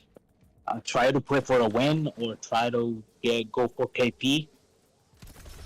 Obviously, it all gonna depends on the skill level of the team. So adjustments need to be made. So it all depends on what the team feels that is not going their way and try to adjust in it. So honestly, it can all go either way. They can either go to try and play for a win and try for the placement points and go on the defensive, or they can go on the offensive and just go frag out and see where that leads them. Honestly. Yeah, right now we're looking at a frag out. These GC guys are so busy, man. Like literally, for those that know, when I host my tournaments, I try to find the most active teams that are being aggressive. Sometimes I showcase rotating. Sometimes I watch people holding a position and things. But, you know, it's always good to see who's the most active and go from there and kind of build off that. And right now, GC's just every game. There hasn't been a game that they're not super active and searching for fights and really trying to push. And that's right there again, that confidence and now no fear. It's very important. So speaking of that, let's go rotate around and check out Team Horizon. Popping a couple shots to a team that's in Thermite at this moment. And basically, of course, upgrading their shields, but as well trying to maybe steal that position. Because it's a nice one, that Thermite high ground.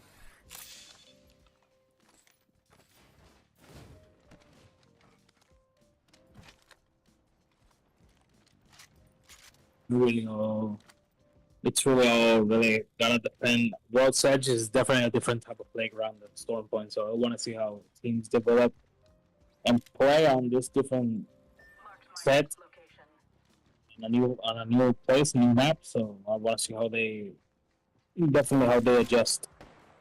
Can't wait to see those end games. Yes, sir. Yes, sir. And the Horizon not being aggressive on this situation. I think they're probably going to end up rotating out, and that's exactly what they're doing. Again, it's always smart not to force a fight. And speaking of force a fight, their partners are currently in a fight against another team right next door. We're going to see who it is. It's AM1 versus Team Outlaws. Outlaws down a player. AM1 currently super aggressive here. Mastiff and R301, that's the standard. Beautiful stuff, but they get taken down as well. And now, man, oh man, don't tell me Outlaws is gonna get it done here. You saw AM1 doing really well, picking up the pace and kind of consistently performing well. And now they're in a big, thick fight here. It's a 2-on-2. Anybody's game. Some good shots being ran off, and I'm liking what I'm seeing with this Caustic holding their building here, not letting the other team take control of where the fight is being placed, especially if you have a Caustic you want to hold. And right now, it looks like Outlaws are actually going to rotate out of there. Will they survive as they rotate is the question. Get beamed big time, and people are learning how to take Valkyries out when they start rotating, but so far so good for Raven Outlaws. They survived it. Lucky for them.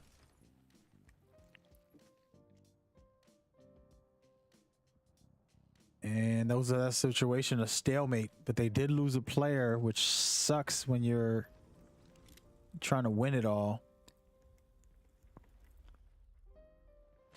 Yeah, definitely. And the team of Koi holding down Thermal Station. Like, if the ring pulls towards them, they might have that spot on this game. Yeah, that'd be good. When my thing is once you have God spot, you're in trouble because people want that spot. You got to be good enough to keep it. And I do believe it'll end somewhere around there. You can tell the ring is closing to the south. Yeah. And we'll end up seeing exactly where it ends in a minute, but I would assume it'll end down there or not in staging. That'll be interesting. But yeah, I'm assuming it's ending over there. It should be a fun fight for that spot. That spot's gonna be heavily contested, so it really all depends on if they can hold it, and not only if they can hold it, but if they can actually like hold their heels long enough for the end game. Yeah, that's true. That's true.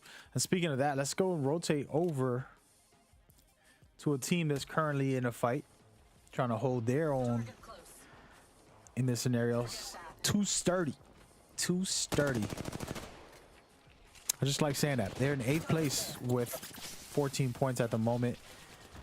Rockin' and Ash and a Gibby, and they got to work together here to get grouped up so they can figure out the scenario. And tough stuff, getting hit from both sides. Their Wraith is down, their Gibby's down, trying to pop this Phoenix and survive the scenario.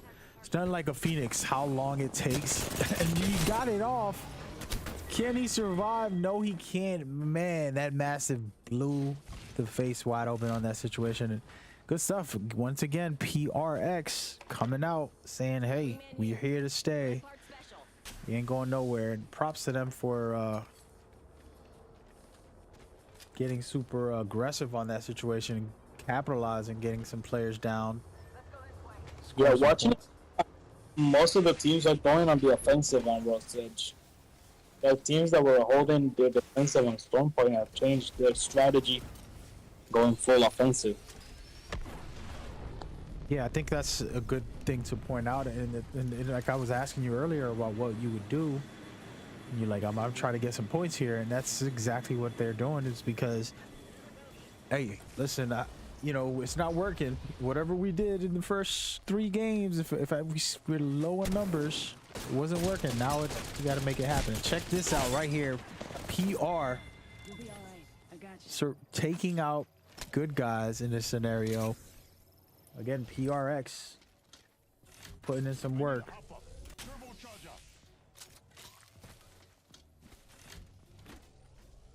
You gotta hand it to them. Like, they're playing.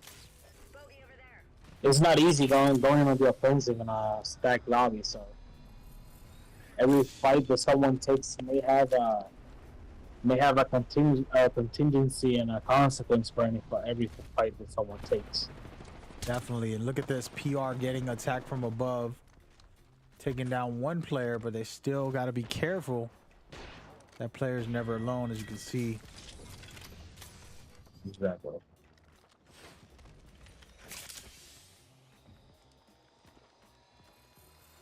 And shout out to PR there. We're gonna rotate over, check on some busy teams.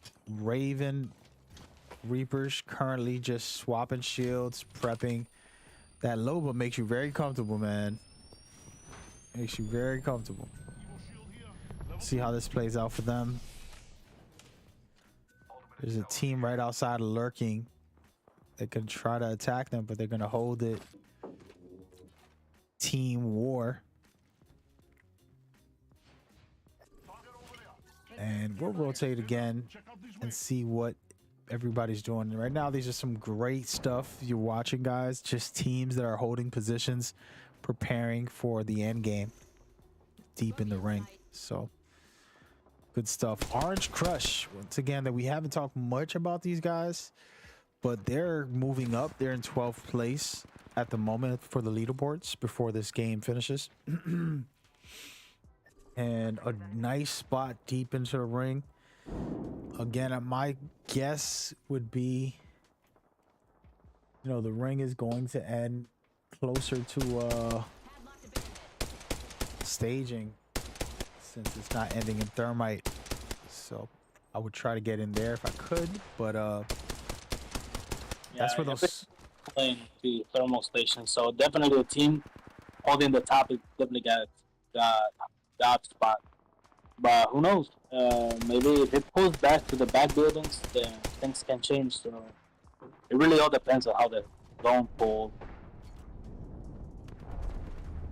for sure. And man, oh man, checking the kill feed, you're seeing GC once again with 9 kills, PRX with 11 kills. So those two teams are beaming right now and super aggressive at this very moment.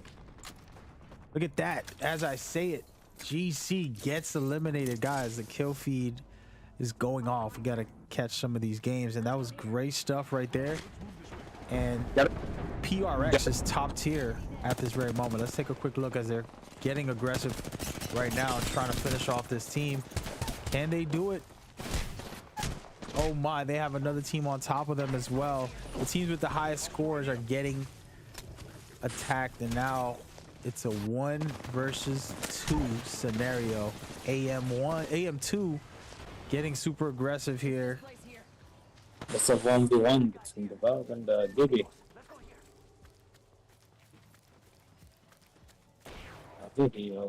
Valk all having that high ground. She can heal up here. possibly, but she might get taken out. She does heal up a bit. Now she can pop some shots and hope to finish them. Nope. An AM2 surviving, taking out the top leaders. They helped take out GC. They helped take out PRX, who had double-digit kills, 14 kills, PRX.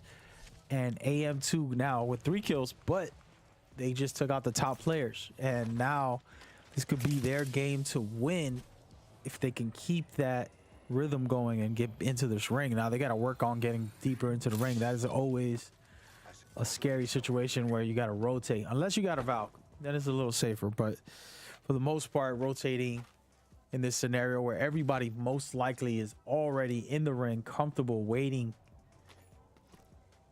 Yeah, most of the teams are definitely got a replacement now. The aggro teams definitely got some KP in, but that definitely came with a cost of losing the placement point. Like we saw with GC and PRX that were still in the lobby. So it all really gotta see how it all goes down. And speaking of that, check it out right now. Nobody taking out one of AM1's players. And they got to be careful because AM still has their other 2 players somewhere in the area. They're just holding this position, trying to get their Gibby bombardment ready. Appreciate all the follows and the hosting on the stream. Thank y'all so much for watching. This is live coverage, and there's a lot of action to be had. And right now, AM squad hitting. Right.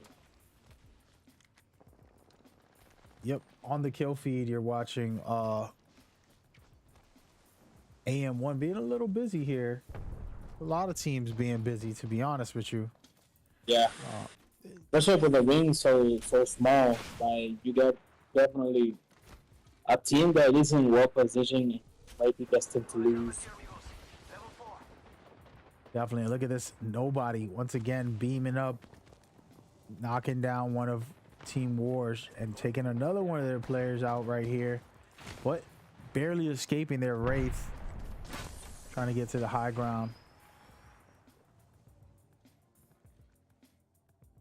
And let's go and look at them. Or going down in the background. Nobody's with a Kraber. That Kraber can be a game changer in an instant.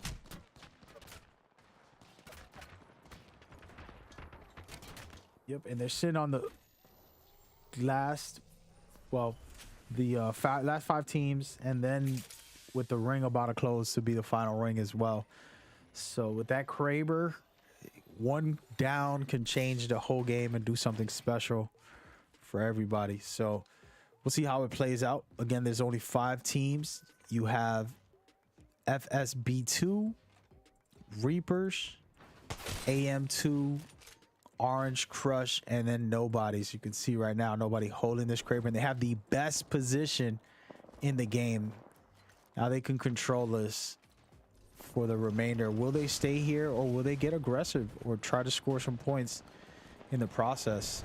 It's looking like they're gonna get outside and try to kill some teams down below. As he sees the teams fighting, they're trying to third party this situation, helping other teams get downing players. Also is good just so you can eliminate teams. Yeah, and beautiful stuff with the Kraber right now. By Dame is definitely on point. Hey.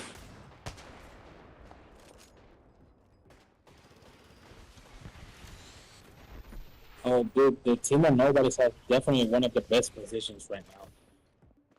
Yep, Team Nobodies. They when you put your name called Nobodies, that means you're very confident in yourself. There's 4 teams left, and they're showcasing it. This is the first time they've come on board with us, and they're showcasing that confidence, no fear here, and being able to pop some shots. Beautiful stuff with this Kraber here.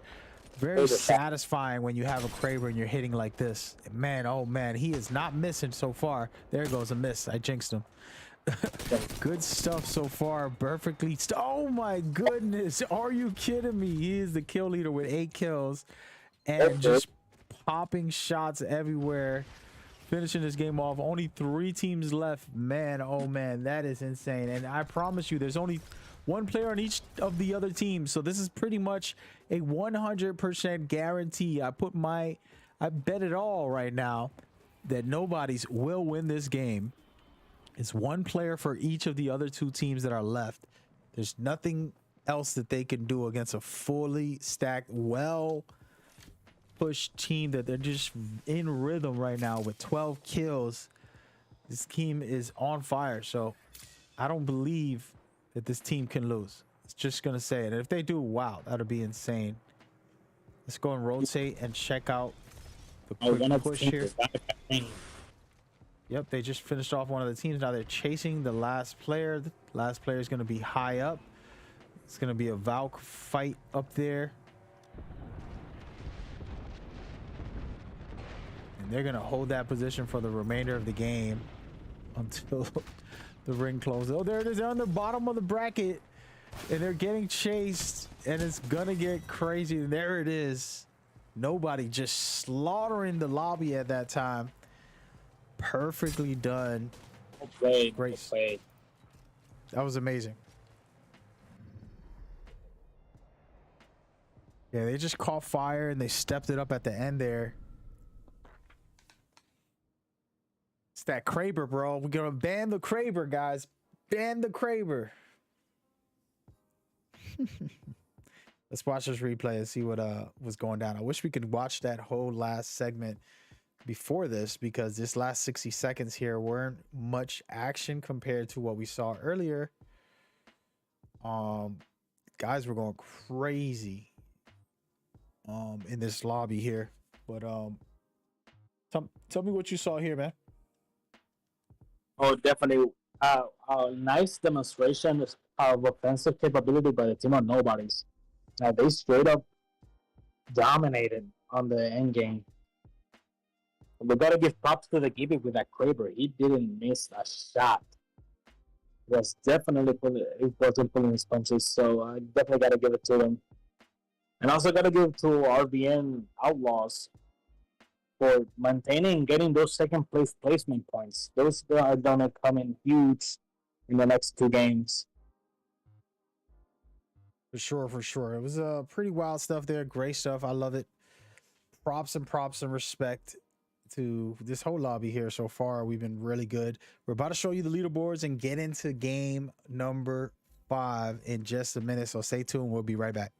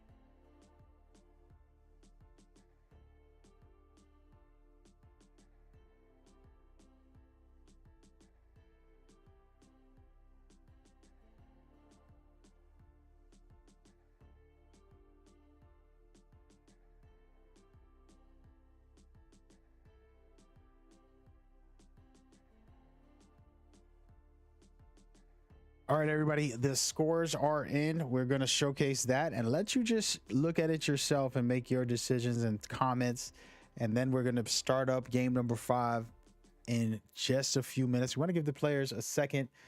Everybody, even yourself, grab yourself a drink, go to the bathroom, come back in about 3 to 4 minutes, and we'll be starting up game number 5. Before that, we'll just talk about these leaderboards in a minute. So stay tuned. Thank you so much.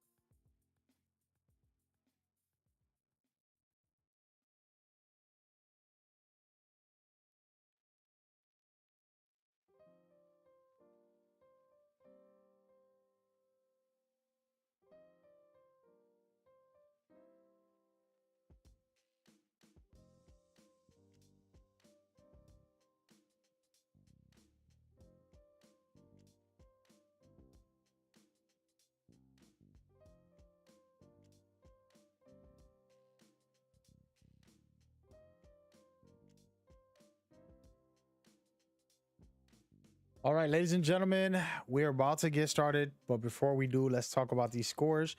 Let these teams and players figure out what they need to do when it comes to jumping into the lobby, getting into their slots, renaming their teams, all of that good stuff. Before we get into that topic, yes, oh yes, it is going down on these leaderboards. Still the top dog, GC. Once again, it's crazy how good they're doing. Amazing performance by them so far. And then you have the nobodies, and nobody knows who they are. They really are nobodies, but they're becoming somebodies. Gonna have to change their name to somebodies.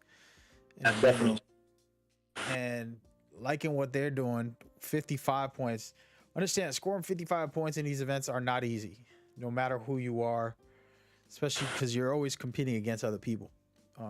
It's not just a random lobby, it's harder. So great stuff for them, and for anybody on the top 5 or already in the top 10 for that matter. But you're looking at Good Guys with 44, PRX with 42, and then AM1 in 5th place with 39. That's really top tier stuff. And right below them, Super Duper, Reapers, FSB2, Too Steady, and Oni.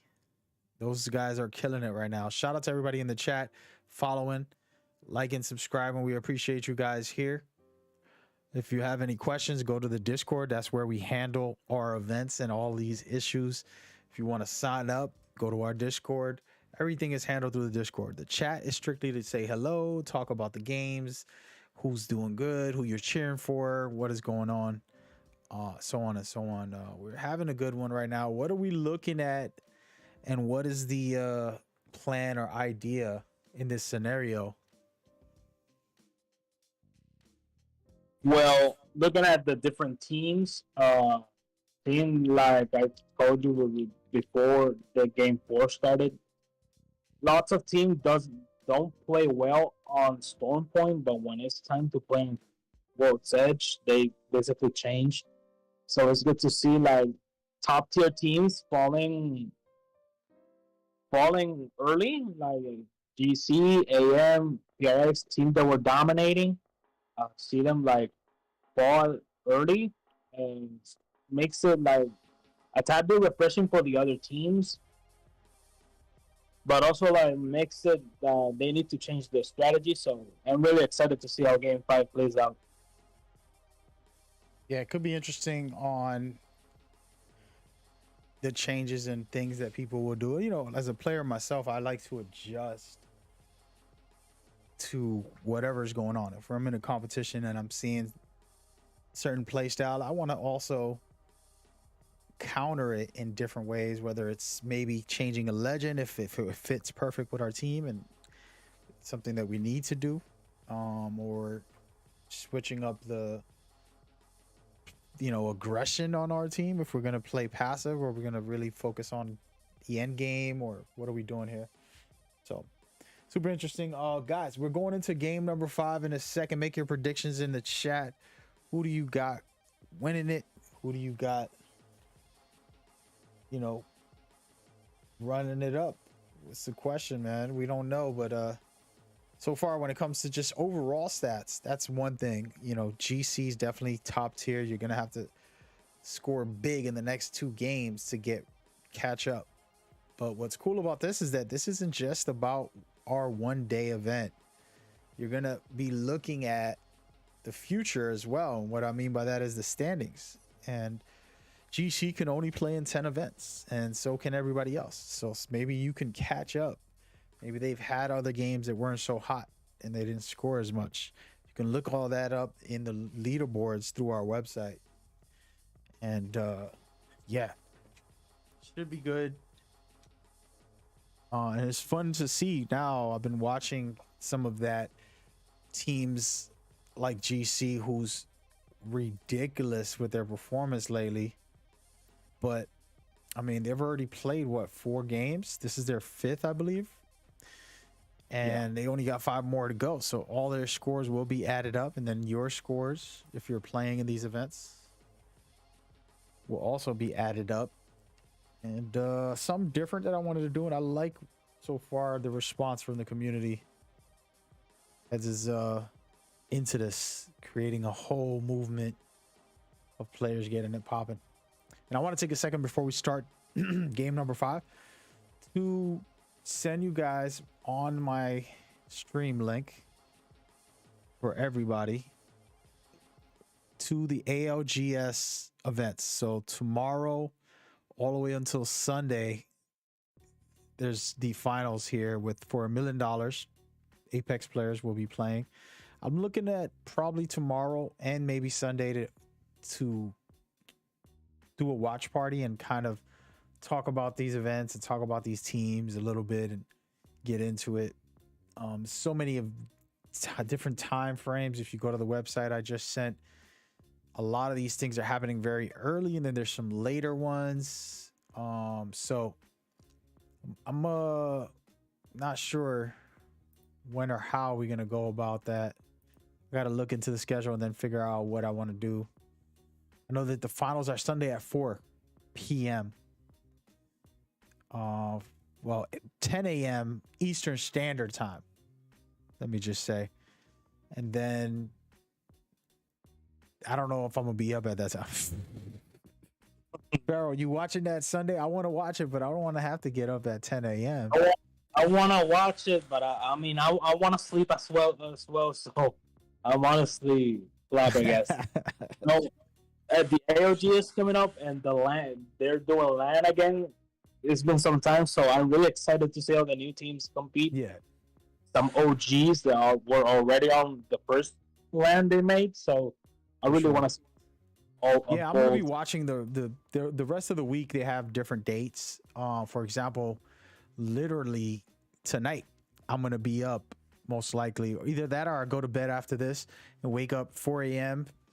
for there's a 4 a.m., there's a 9 a.m., and then there's a 1 p.m. for Friday and for tournaments. And then that's for Friday, and then for Saturday, and this is Eastern Standard Time. If you go to the website, you can see your time frame. But for Eastern Standard Time, that's the times for Friday.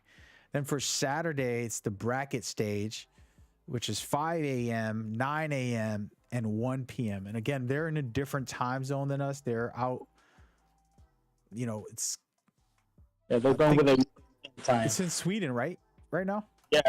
Sweden, I think. Yeah. Yeah, so they're in Sweden. So then Sundays is the 10 a.m. one. That's the one I really can't miss. Like, I feel like I'm going to get up at 10 a.m. on a Sunday just because I want to watch this thing. And I think I'll get up if I don't get up right away, I'll get up pretty much close to it so I can see it, the finale, and see what's going down. But I recommend everybody to go and watch that and take your time. By the way, I kind of skipped the start of the event. We have KOI trying to pick a fight here while we talk about the ALGS. But yeah, we are excited about it. It's going to be amazing. And the only reason these events exist is because of them. So super grateful to be able to have, my tournaments, and then also just the best first person shooter, man. It's nothing greater. Honestly, and I know it's like kind of rude to say that. I was hoping Battlefield 2042 would be the best first person shooter out, and they disappointed me. And now Apex is still the best. There's not much out there that can compete. Fortnite's kind of a joke, but it's still fun. It's a fun joke. I just don't see any other game doing a battle royale as intense and fast-paced as Apex has done it. Like, sure, you can argument the Fortnite when it was in its prime, maybe. But after Fortnite fell off, I don't see nothing competing against Apex in the battle royale genre. Yeah, for sure. And that's what I was saying. Like for me, Fortnite's fun, but it isn't competitively and just overall. It's not. If you're gonna say, "Oh, what's the best shooter out there?" There's no way somebody should, without laughing and joking, say Fortnite. And no offense to them, and I really always supported Fortnite as far as since it came out. I was playing the story before the Battle Royale came out and loving it. I was streaming it back in the day, a year before the Battle Royale Fortnite came out. And so nothing but love, but yeah, all I'm really trying to say is Apex is too good right now, and I'm excited for the weekend for all these events coming up. It's just really odd hours, and they're really gonna make me wake up in crazy hours just to watch some of these. Yeah. Yeah, nope. The good news is, even if you do miss them, like, I'm pretty sure the bot is gonna still be there. So sure, it won't be the same experience, but hey, the bot is still there. So That's true. That's true. The YouTube channel. If you go to the YouTube channel, there's a YouTube channel where they have all the VODs for it. So you could definitely see the official VODs there, and on Twitch also. But yeah, so this ain't no paid advertisement. They're not telling me to say that. I just felt it was important for all of us competitive players to talk about it for a second, so that everybody's aware of what's happening. I'm gonna post it tonight after this event on my Discord, so people can get to it and understand what time frame they're in. By the way, Pharaoh, if you don't mind, what time frame are you from? I'm currently on Eastern time. Okay, so you're like me. Yeah, okay. Yeah, so you got a 4 a.m. tonight Yeah. for the first game. Put on the alarm. Wake up just to watch it. Then there's 3 events happening for tonight. So there's the 4 a.m., the 9 a.m., and then the 1 p.m. And that's for the group stage. Then comes the bracket stage, which is Saturday, 5 a.m., 9 a.m., and 1 p.m. again. Then the grand finale, which is the main one that I would definitely not want to miss, is Sunday at 10 a.m. So I might wake up at 10 a.m. and do a watch party by myself. Everybody be sleeping and I'm the only one watching. Definitely, the event is gonna be. So I'm definitely excited to see how it plays out. Yeah, it's gonna be crazy. Let's go ahead and check in on PR here in the ring. They're actually not even doing anything, so we're gonna rotate. It's looking like a slow pace start, actually. 16 teams still. Yeah, Everybody's chilling. Nobody's like super aggressive right now. I don't mind this. This can be good for the end game for us viewers, getting some crazy packed wild finishes. and it's kind of interesting. It's kind of interesting seeing as the last game, like 6 to 7 teams were all going to the offensive. So it's kind of curious seeing how most of the team have changed again to the defensive mindset play style. Yeah, and I think also, you know, you get a lot of points and you realize, hey, we did a lot. Let's work on our placement skills and work on getting first place and work on, you know.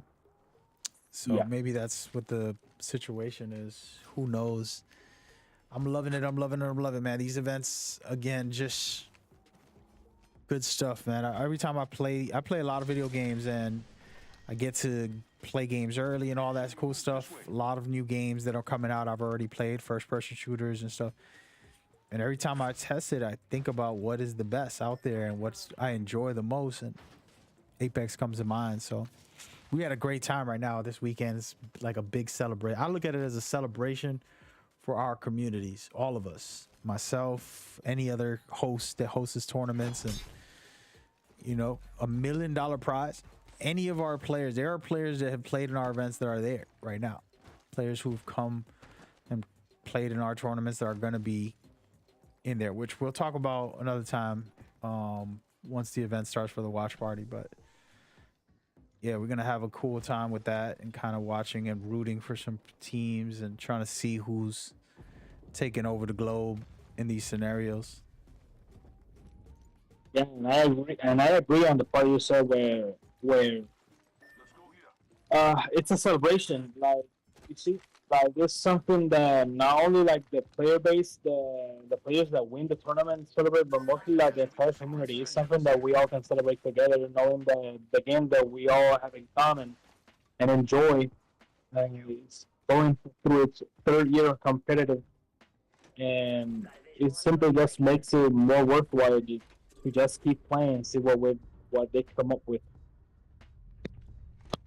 Definitely, and also, you know, like when I hear the $1 million prize, I think of all the hard work I did. I don't get paid for any of it, but the hard work of putting the esports scene on the map, right? The hard work that other people do to put the esports scene on the map, to giving all the players their time to get practice, to get good, and to do their thing, and for people to know that this is the real esports scene. You know, this ain't going nowhere. So that's why I say celebrate, because it's all of us. The players in this lobby, for example, are displaying high performance skill, and they're a part of the $1 million prize, in my opinion, as far as their worth, and they deserve it as well. Once they get good enough to be the top team in the world, playing in the finals of the ALGS, possibly winning, you know, the $1 million prize, whatever, that is, you know, because of all the hard work we do as a community. Man, oh man, PRX getting hit pretty hard. I'm talking too much, and right now they're getting slammed by good guys. Currently cleaning up shop right there.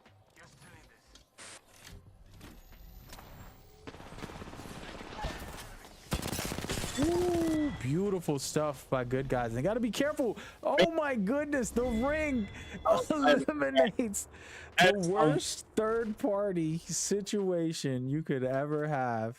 That's unfortunate. Oh man, guys, I'm sorry y'all watching the wrong kill feed in that situation. Oh man, we're gonna watch a replay. You definitely watch a replay. I'm sorry. Oh no, wait, we didn't capture the replay. Oh, Damn. how unfortunate. Yeah, that is insane, man. You get into a fight, you finish the team off, you're down to a slither of health, and the ring starts closing on you, and you can die. You die before you can revive your teammates and yourself. That's painful. That is painful. It's a great blooper, though. We got to put that in a blooper Oh, yeah. video. Definitely one of the highlights. We're making a YouTube channel, so you'll see a bunch of different stuff from us in the future. It's gonna be interesting. I don't want to say what we're gonna do because there's so many people that always copy everything, but we got some crazy ideas on. Well, I got crazy ideas on what I want to do, and just need a lot of video editors. I would like a team of like 8 video editors, so we can always make videos every day. We'll have a video out and just do something great. But for now, we're gonna settle with once a week, and then go from there. Most of the teams are still playing placement. It seems it's kind of interesting, honestly. Like I said, most of the teams that were on the offensive just switched back to defensive play style mindset. So watching them like go from full on frag out to I might just go play some placement points. It's exciting. Watching is how the game will unfold. More teams on the end game means more excitement for us, the viewers and the hosts. For sure. And that's good. They gave us a lot of time to talk about the ALGS and the reality of that our community is a part of the ALGS. We are all united as one, and we're building, the game's worth. This game wouldn't be worth anything if we weren't playing it, if we didn't care for it. So, speaking of that, we're going to take a look right now at AM2, trying to get deeper into that ring and trying to see if they can get that thermite station. It's not easy, man. Whoever has that high ground definitely has a god spot in this one. Definitely, and it's a smart move to hold it, but can you keep it? Are you strong enough to fight back with everybody that's gonna try to come and take your crown? You have skills. There are a lot of consequences to taking that god spot. For sure. Yeah, the quote that I like to say is, "Heavy is the head that holds the crown." Agreed. So right now, this is that It's position. actually, You're looking at it from AM's one's point of view. It's actually your team here too. So this guy's right here having to figure it out.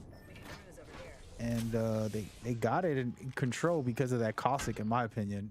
I know that Gibby's important and everything, but in this position here with a caustic, when a team gets up on you, there's nowhere for them to go. They have to shoot down the caustic traps. By the time they waste that clip, you can unload on them. It's a lot. And look at this. They're just suppressing fire, getting some damage out, but also trying to eliminate any teams they can from the outside. It's still 13 teams, so they got to be careful. They can get hit from any angle. that's true. They gotta keep in mind, every time they get hit, they have to waste heals. If they can run out of heals before the end game, that's gonna be bad. Yeah, that is true too. So it's a tough scenario, and those are those things like we were talking about. The decisions that you make in the end, it's not always the best sometimes, but it's what you got to do to get through in this scenario. Sometimes life hits you and you just got to deal with it in whatever way you can at the moment, work through it, and then get to a better place. And right now they do have a good spot for the ring, and they're going to rotate even deeper to the next best spot in this situation, and they're literally trying to win this. They're going for that #1 spot. And I actually want to host a tournament. We talked about it before with the players, where placement multiplies, just like kill multipliers, but we're gonna do placement. So like the higher you get, the more points you'll score one day. That's not for these qualifiers. It's gonna be its own event, but something cool like that, and basically forcing teams to want to focus on placement more. Yeah, I mean that's definitely gonna be a different ball game. People are like prioritizing placement, and with double points, definitely gonna promote early game rotation. So that would definitely gonna be fun to watch at the end. Those end games are gonna be brutal. Hostile over there. For sure, for sure. Let's go and watch this guy with a bow check. So I've been watching him as we've been talking on the sideline here. He's got the bow check. He upgraded one shield all the way up to purple from white. And now he switched up with his teammate for another blue one that he wants to try and level up. And my oh my, they're actually gonna get out of the building. They didn't want to get pushed. They're gonna rotate out of there. Let's see what happens. And this is those decisions that I was talking about, like Where they gonna? where are we This going the- right now, team leader? The decision they take now is what gonna decide their game. Oh, they're landing on middle.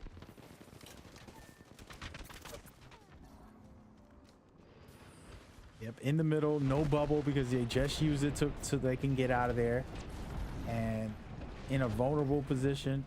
But Yeah. one of their players is down already, and now Yeah, they're they're gonna have to. so they're well into the cross and BB combo. Oh, they still got the bubble back. Oh, he's gonna And they're getting hit right here. Good stuff right here. That was a great push. Yeah. Definitely good stuff. So OGC goes down. Yeah, there's a lot of teams going down right now in the 5th round. So much action right here, and we're gonna look at Team Sturdy as they have a player on the inside. They haven't pushed just yet. They're about to get in there. Arthur went in a PK classic combo. They have to be careful here.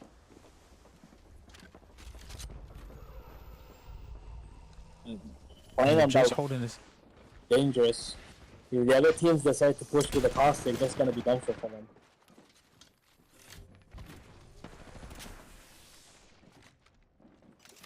Yep, and the thing here is that this team inside has a caustic, and that is just dangerous to get in on a fight. You can't really push too hard because you're gonna end up getting taken down. And I love what I'm seeing by the team every once in a while popping up from the outside, and they're pushing them from the open. Props to that Valk. That Valk's definitely using her passive to the max. AM1 representing as the co-host, Oh! Oh! getting it done and cleaning it up. Team Sturdy gets taken out. KOI also gets taken out. And right now, AM1 trying to stay alive. They're doing a good job being able to suppress their teams as they go forward. 2 teams in a row right in that situation. And they are in it to win it. Solid performance so far. Only 4 teams left in this lobby. And you're looking at Super Duper with 7 kills. AM1 with 6 kills. Orange Crush with 2. And Raven Reapers with 2 to finish this round, and we'll see how everybody plays it out. We're gonna take a quick rotation looking at Raven Reapers holding this building. They're deep in the ring. Somebody's got to earn this spot. They don't have a caustic or anything. They have very aggressive players. They don't even have a Gibby, so they're gonna have to try and sort through this in some kind of way without getting attacked and anything like that. Not a lot of defense outside of the smoke from Bangalore, so we'll see how they play this and their decision making. Oh my, their Bangalore does go down. Not looking good for the Reapers at this moment. Gonna rotate over and watch Orange Crush doing some good stuff here, but getting hit also. And I think they will be getting pushed in a second here, most likely. Nope. They're gonna be able to revive their teammate for the moment. And that Gibby bubble always saving lives. 4 teams left still in game number 5. Gibby is just that useful. Like, see, that was like a really fast reset. So Gibby is just that necessary for any team. Doesn't matter who's playing who. Definitely. I'm hoping that Newcastle's ability which I got to see for myself, and I will say they look really nice, and they're something I've been asking for. I've been asking for a second Gibby. I said he can't be the only guy that's gonna protect everything, you know, and we're getting somebody, but I don't know if he's gonna be viable. I haven't played with him and played against him either, so watching is different from seeing, from actually knowing what is happening. And right now, Orange Crush trying to get into this area right here against AM1. AM1 with the best defense right now, with a Caustic and a Gibby. Yeah, that Caustic's gonna come in clutch in the end game if they don't get contested inside that building. Yeah, so far so good. They're doing a good job holding their own in this situation, and just you basically, in my opinion, with this scenario, try to hold this as long as possible. Let these other teams fight it out. Let them figure it out. They can keep the KP on that. I'm getting that 12 points for first place, but if the teams get down to the last two, that's when I can go ahead and push. And it looks like they're gonna actually start rotating right now. And the Gibby bubble comes out, the Mastiff comes out, shots pop off.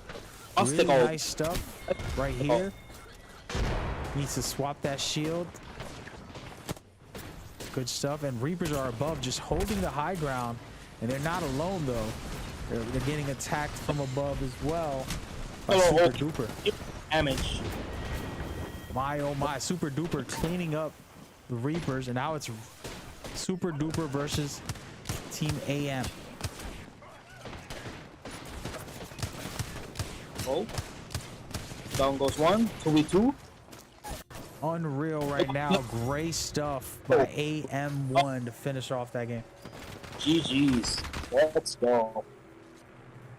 Hey man, what's going on, man? You gave your you know the steroids is illegal for our tournaments.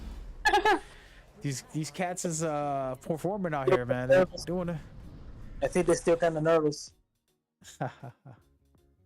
Something's going on. They got 12 kills and first place, so that's incredible. 24 points right off that one game.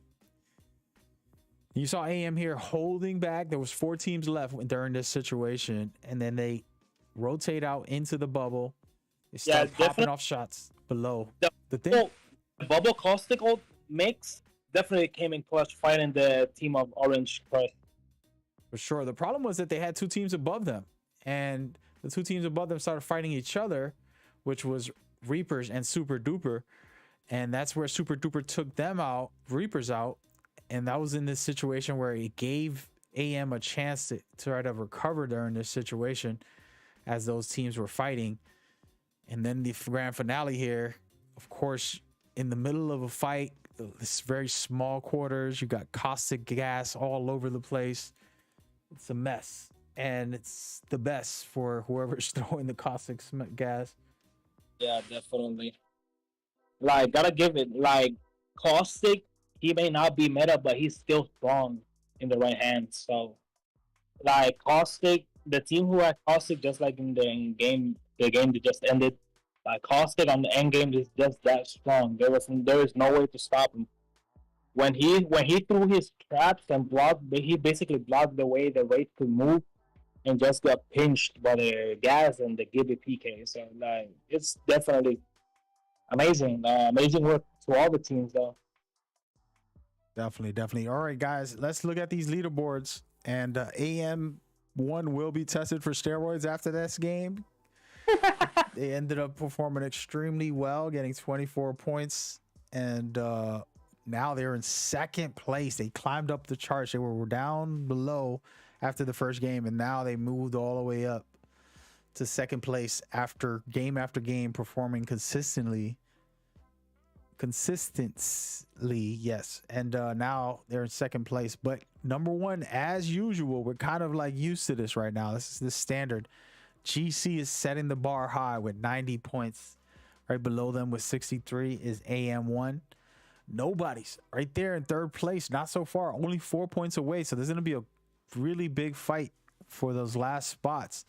You got Good Guys with 49, PRX with 44. It's close, man. It's close. It's still early too, to tell who's gonna get those spots, those top 5 spots. But GC definitely feels like they have it in the bag. They need to score a little bit to make sure that nobody catches up, but it's gonna be tough to catch up to that. You got to clear out the lobby. GC definitely cemented as one of the top teams for tonight's qualifiers, so gotta give props. Yeah, what are you seeing here? What are you watching for this next game when it comes to the teams on the bottom, you know, from 10 to 3? From 10 to 3, I would say all of them are actually playing really well. I'm pretty sure that they already know what the team's missing in general, so I'm pretty sure they can start making adjustments. Even if it's the last game, anything is possible. Scores are real close, so a huge game 6 can make a difference. I'm pretty sure those teams already know what's up and are moving strategically to make sure those mistakes or whatever is happening don't happen again, and just keep, try to get them huge game 6.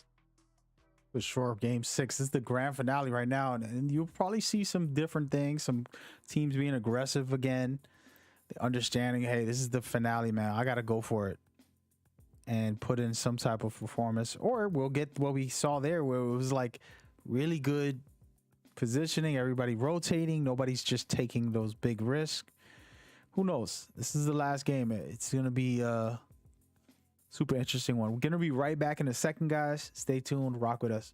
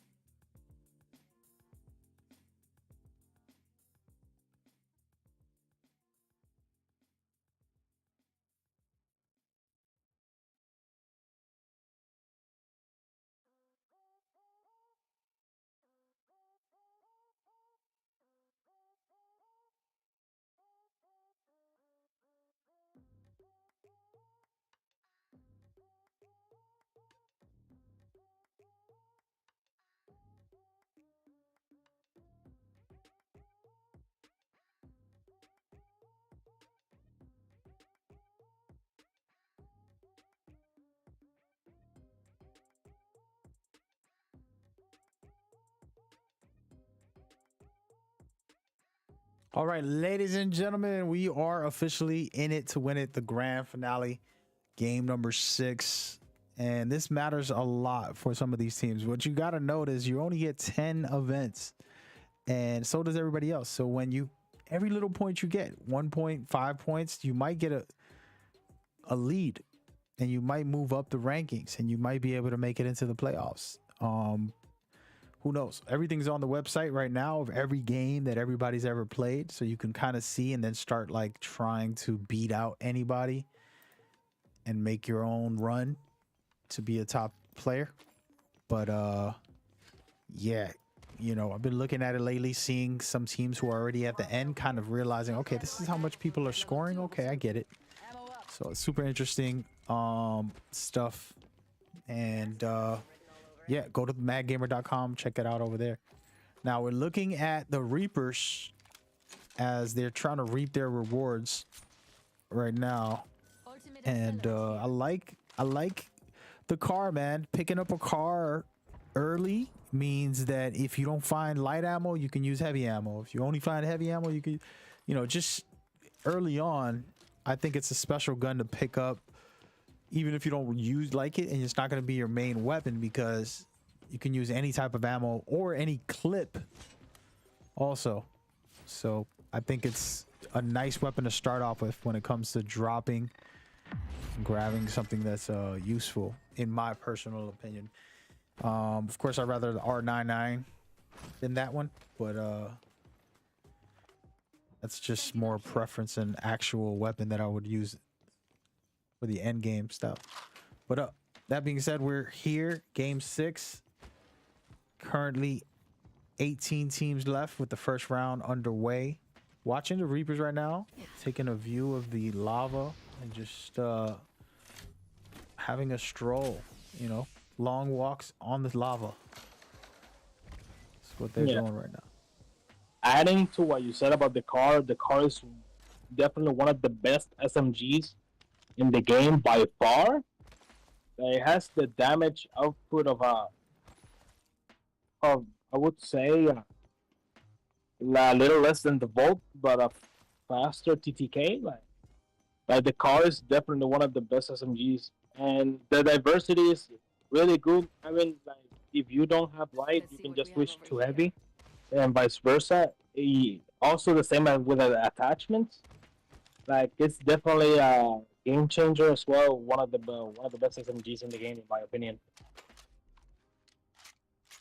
For sure. And you know, these guys are looting up, trying to get prepped, prepping a step, making it work, doing what they got to do. And we're gonna go ahead and rotate over though, because there is a team in the mix about to battle it out. It's looking interesting. 30 team. Yeah, Team Sturdy right in it right now with a team above them, and figuring out how they're gonna push this team. Got to be careful here. Shots raining down. Oh no. And surviving that situation, they got to be careful. Definitely one false move that they make, or one of them falls, and the game can completely change and go downwards. So it will be fun to see how they do it. For sure. And they're battling against PRX to be exact. PRX lighting it up right now. Let's take a quick look at them cleaning it up right there and taking out Team Sturdy right away. Once again, PRX putting in work. PRX and with the offensive. I love it. Love to see it. Yeah, I always talk about that. It's the confidence. It's not that you need to push everything.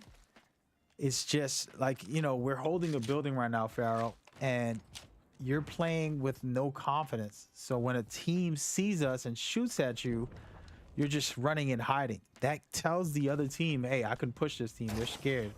And that's what happens. People's instinct kick in. But if you're a confident team and you get shot while you're on a roof, you'll end up shooting right back at the team. And all of a sudden they're like, oh my God, he beamed me. And they're fearing fear, and they don't want to come at you because they realize this guy's actually not just gonna bow out. He's actually dares. He's letting the other team know that you're a presence. Like if you're letting the other team know that if they fight, you're gonna fight back. Yep. And that's the thing that I see with some players, that, you know, they don't put that type of energy out there, and what happens is if the world sees you're weak, it will crush you. It's up to you to dominate and control. So it's always interesting, you know, in competitive scenes where newer players are trying to figure that out and trying to get into a flow. And that's why you see guys that are holding to top positions, you know, the God spots that we call it.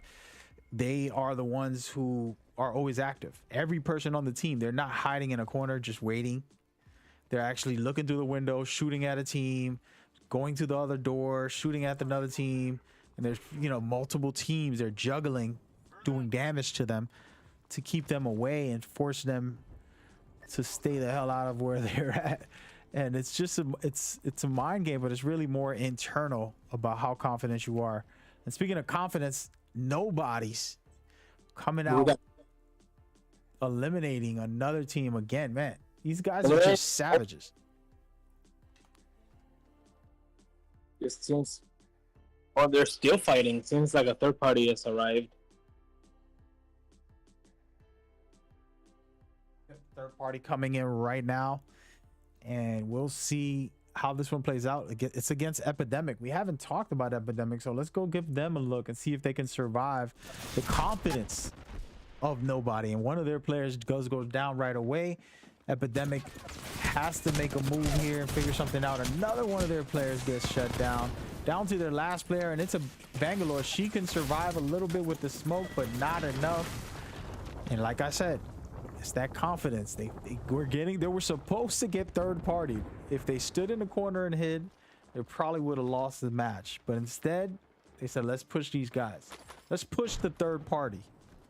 And they got it done. Close range.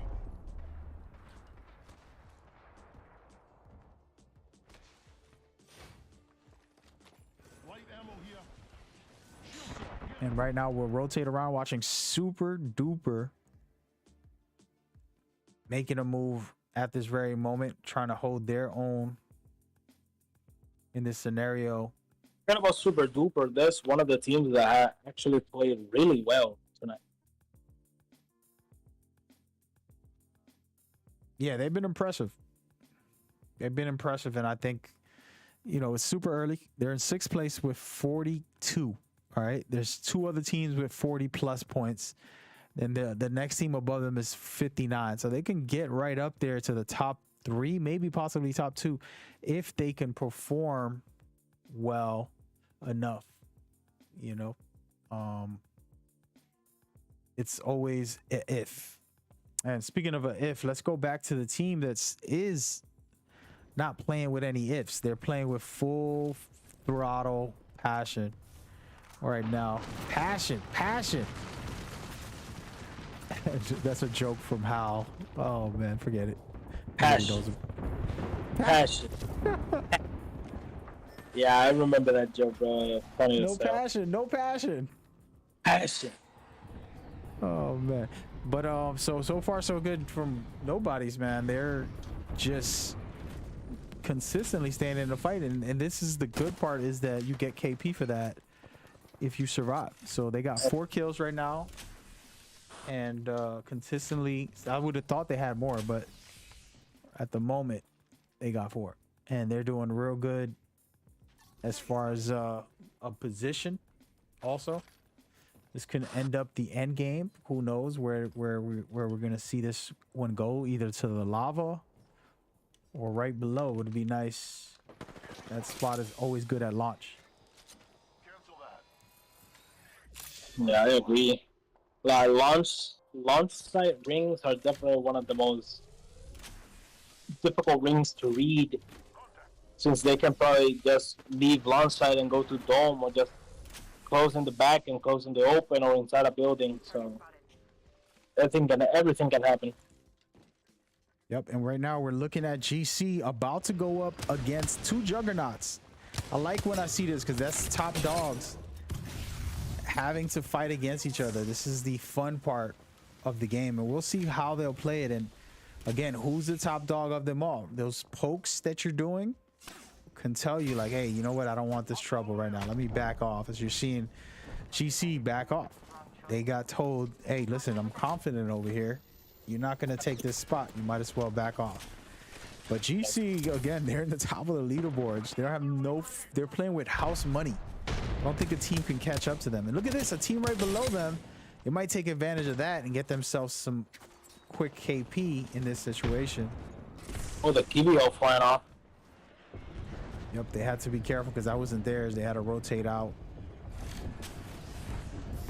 Yeah, anything can happen, especially when there's 3 or more squads nearby. Yeah, the most exciting part about Battle Royale is that right there, the endless possibilities. And can you survive the endless possibilities? That's the question.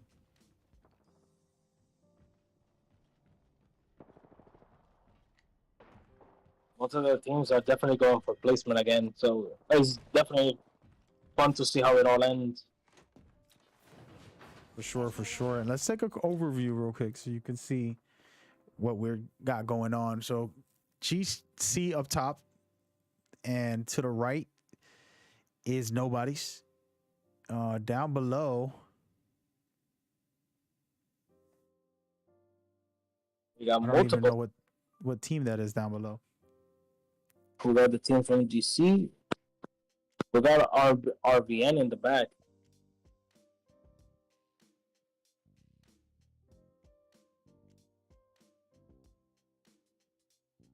Many teams getting early placement, so it's definitely gonna be fun.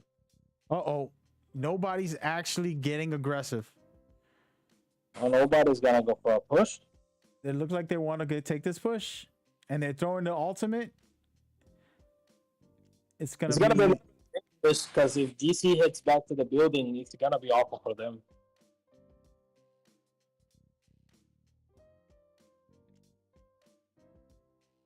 and we'll take a look at GC's position of as their defense, and they're trying to hold this.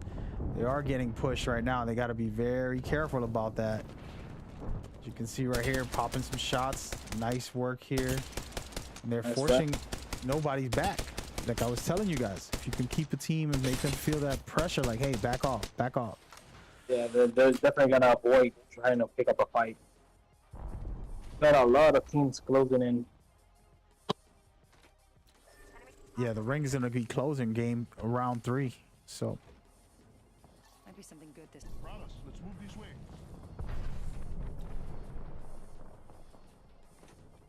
good stuff right here. Again, this is a standoff, but I like it just because it's really all about positioning. And wait a minute, look who's coming up from behind in this scenario. PRX is about to get in the mix with this situation, or they might just back off, actually. It's holding the low ground, so if they can contain that area and just climb up after, I think they're gonna be alright. Sure, and doing a safer bet to get into the ring right here. That Valk ult. There isn't a lot of positions for them though, so they're gonna have to be careful. And it looks like they're gonna hold dead center here. That'll be wild if they can keep this area so out in the open. But if they keep it, they'll be good to go. They are about a third party. I mean, they're about to push a team right here.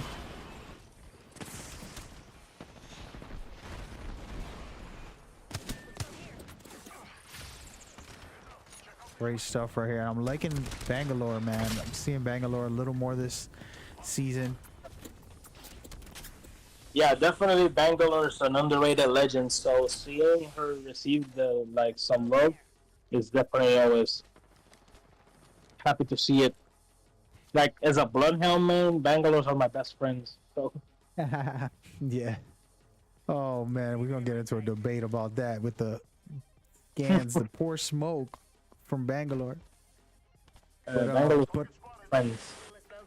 we're just watching a lot of everybody holding off. This matters a lot. Basically, this is what this is telling you. For if you're watching these teams that are not pushing and going crazy and aping, they care. This is called I want to win. I want to get first place. I want to end this event with a bang. I want to showcase I can win this thing. I'm not going to chase a kill. I'm going to work on winning. There goes Orange Crash. Oh my goodness. Outlaws getting done up right here by GC. Once again, GC just staying busy, staying active. And this actually situation. maintaining their placement and just trying to go play endgame now. They have their KP. They're not stressing. We got NRK on the other side. Right next door to GC is actually Super. I don't think they can see that Super's right behind them. Super's gonna end up third partying them from the inside of this building, possibly. Oh no, they see them right now. Hey, It's gonna be a fight between Super and GC.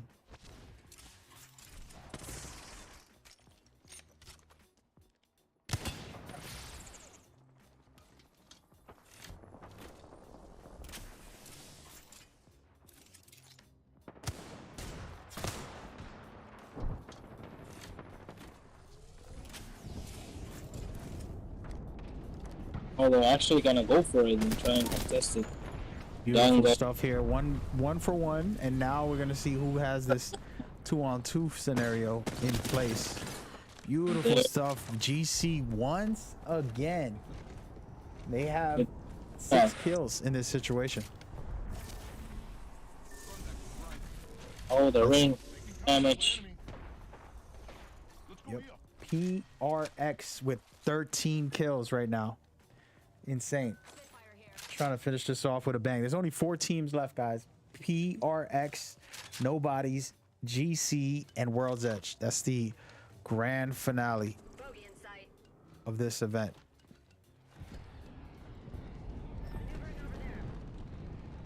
And where PRX is, they're very comfortable. The rest of the lobbies are already in a big fight. We're gonna go ahead and look at Nobodies real quick, see what they can do in this situation. I think nobody in GC is building. Oh wait, they knocked one.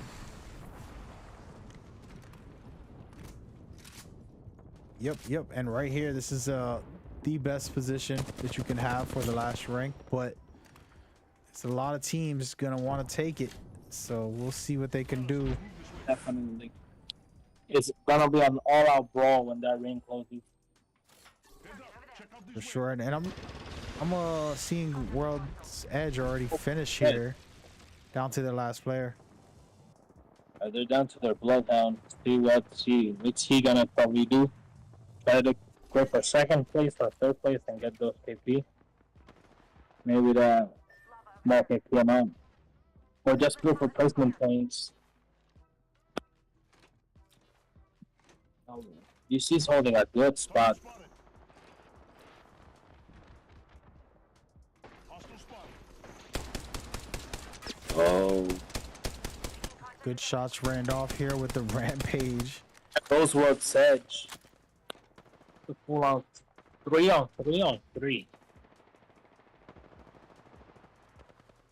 Whoever, which teams fight first, the third party can acknowledge it and just play with it. That's Let's look at this overview. Yeah, let's- See right here, this is who's gonna push first, and then we can go over to that team and figure it out. On the bottom is GC, and then you have PR on the left, and then up top is Nobodies on the top. PRX might get focused in that position. So by both teams, we need to see how it all plays out.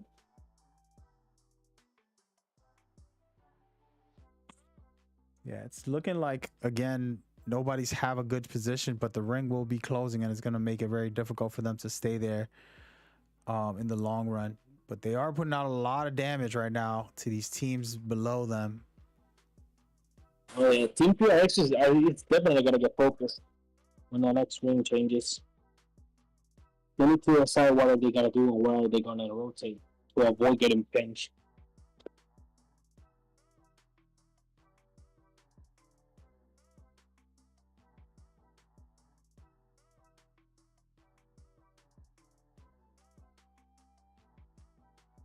All right, here it goes. Let's go ahead and watch this in first person. I just wanted to give y'all a third person view. And we're seeing PRX above flying, kind of using Definitely. their escape route. And now nobody has to take on this fight that's about to take place on the opposite side. I must say PRX did the play. Like flying off, even though they were pinched. They played.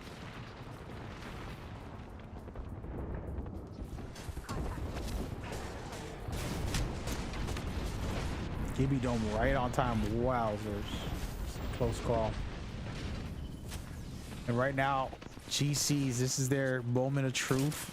They're in the center, but they got both teams on top of them. One of their players goes down.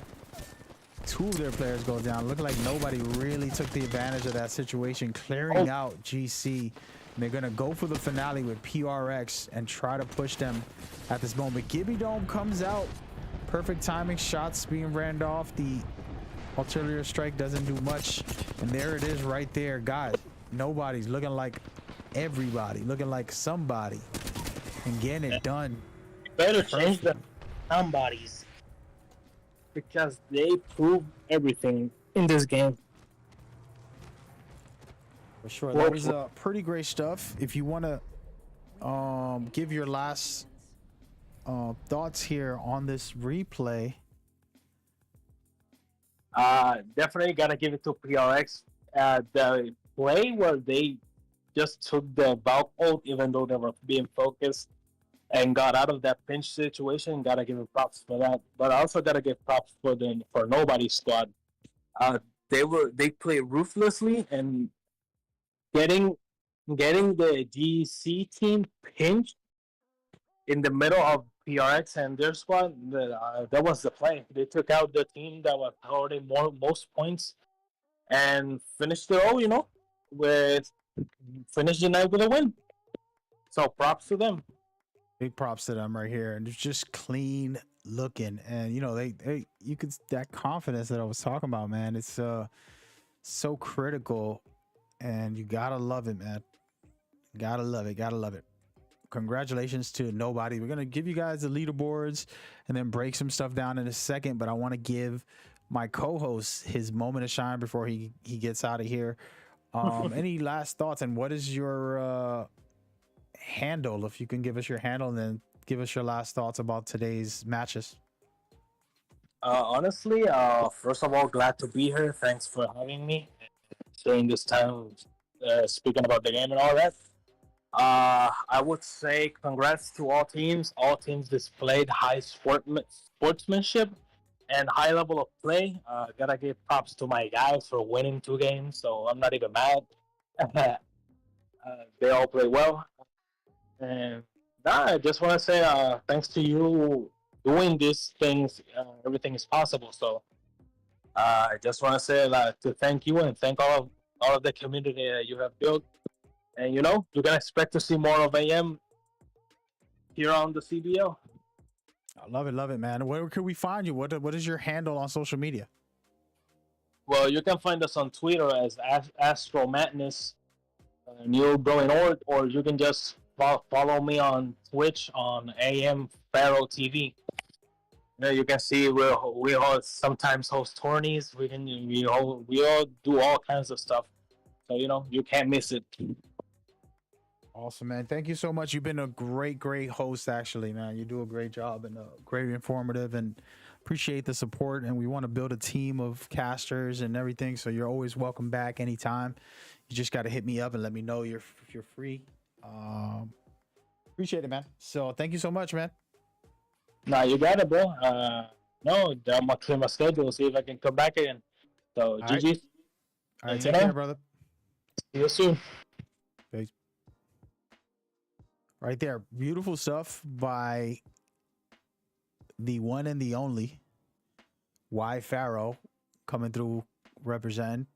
And yeah, man, we are literally at the grand finale. I'm gonna go ahead and break some stuff down. I'm gonna show y'all these stats, but I want to just say before we get into these stats officially, thank you to every single team. Okay, there isn't one team on this leaderboard that didn't do something, right? Everybody came in, they played their part. All right, you're a part of the whole performance. This is a show. The show doesn't exist without every part of it. The floor, the ceiling, the walls, the roof, the stage, the mic, the lights, the whatever. Everybody is a part of that show. So super grateful to have all the players, all the teams come out and kill it and kill it. And so I'm grateful. Thank you so much. Shout out to Y Pharaoh for a great performance on his casting. Thank you for the subs, Warlord, following, Token following, IHOP.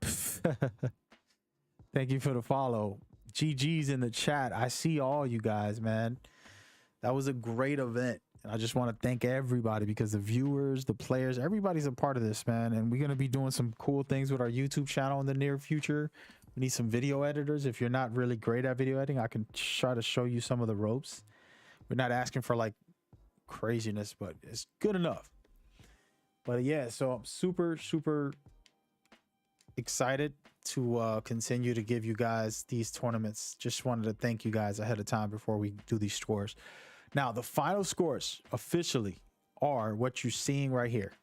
GC with 103 points to win it all. They pretty much were number one from the start, and they kept that title.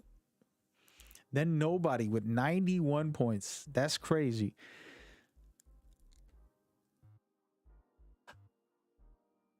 Nobody dropped the 20 bomb on their last game, which brought them close enough to almost get first place in this. That's insane. Then you have PRX with 66. They've been performing very well since they've come on board with us. AM1 with 64. You saw they won 2 events back to back. But not back to back, but within these 6 games. Good Guys in 5th place with 53. Super Duper Glide with 48. Raven Reapers with 33. FSB2 with 26. Too Sturdy with 26. Orange Crush with 25. NRK with 19. KOI with 17. Oni with 16. World's Edge with 15. AM2 with 15. Team World with 12. Raven Outlaws with 10. 345 with 5. Epidemic with 5. And Raven Horizon with 4. Okay, everybody played their part, and I'm really grateful for it. And I'm thankful, man. And I hope y'all enjoyed it, because, you know, we put in hard work and dedication. I'd like to give a big shout out to our scorekeeper, RST Ghost. He's a goated. Every single time he comes on board, he's been on point and amazing. So big props to him specifically for performing well at all times. By the way, for those watching, we do have an actual event for Sunday. I wasn't going to do it, but I figured if people really want a weekend event, I'll give them one. But if it doesn't get over 20, we're canceling it. So by Saturday morning or Saturday night or Friday night, I might end up canceling this one for this Sunday. But yeah, that's the general breakdown, man. It's been a fun one. Cats went crazy. If you want the scores, you know where to look. It's not too hard. Yeah, no.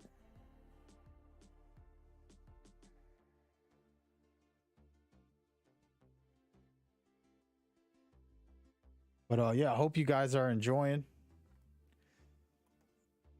And we will 100% be back for more next week on Wednesday and Thursday, and then we might do one this Sunday. But I am going to stream tomorrow. I don't know if I want to do it tomorrow because it's going to be super early, 4 a.m. But it's like, yo, I want to sleep. We'll see. I want to watch the ALGS live. I prefer to watch it live, but I might have to watch some of it after it comes out.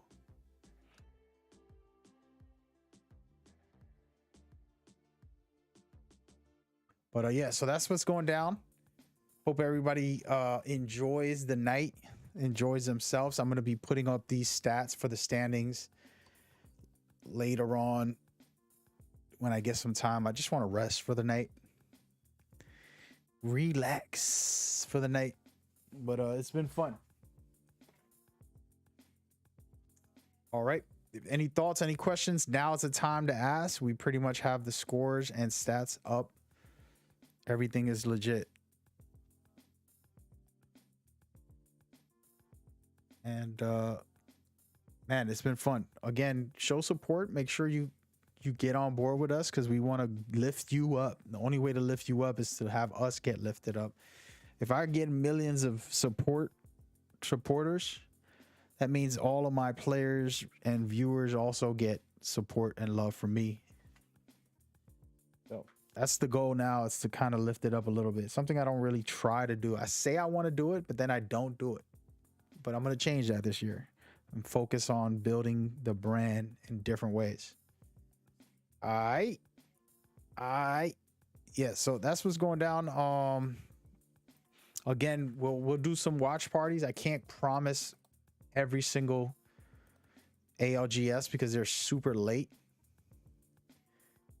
But for some of the ALGS events, I will be jumping on board. I'm not going to do a regular watch party. I'm going to try to cast the watch party a little bit to kind of make it into my own version. Discuss it. Hopefully I don't get banned by Respawn. Like, hey, what do you think you're doing? Yeah, no.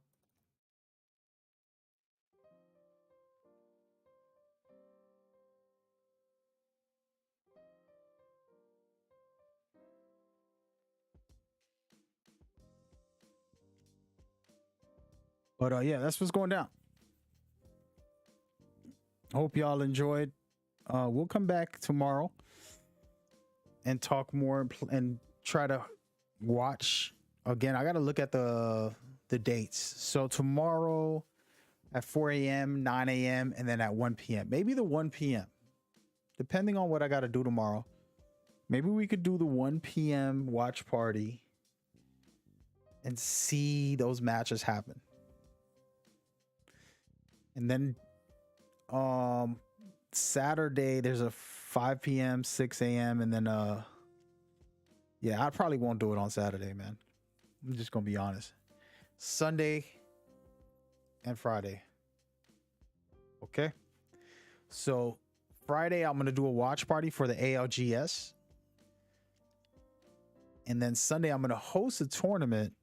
Well, actually, wait a minute. I don't think I can host a tournament.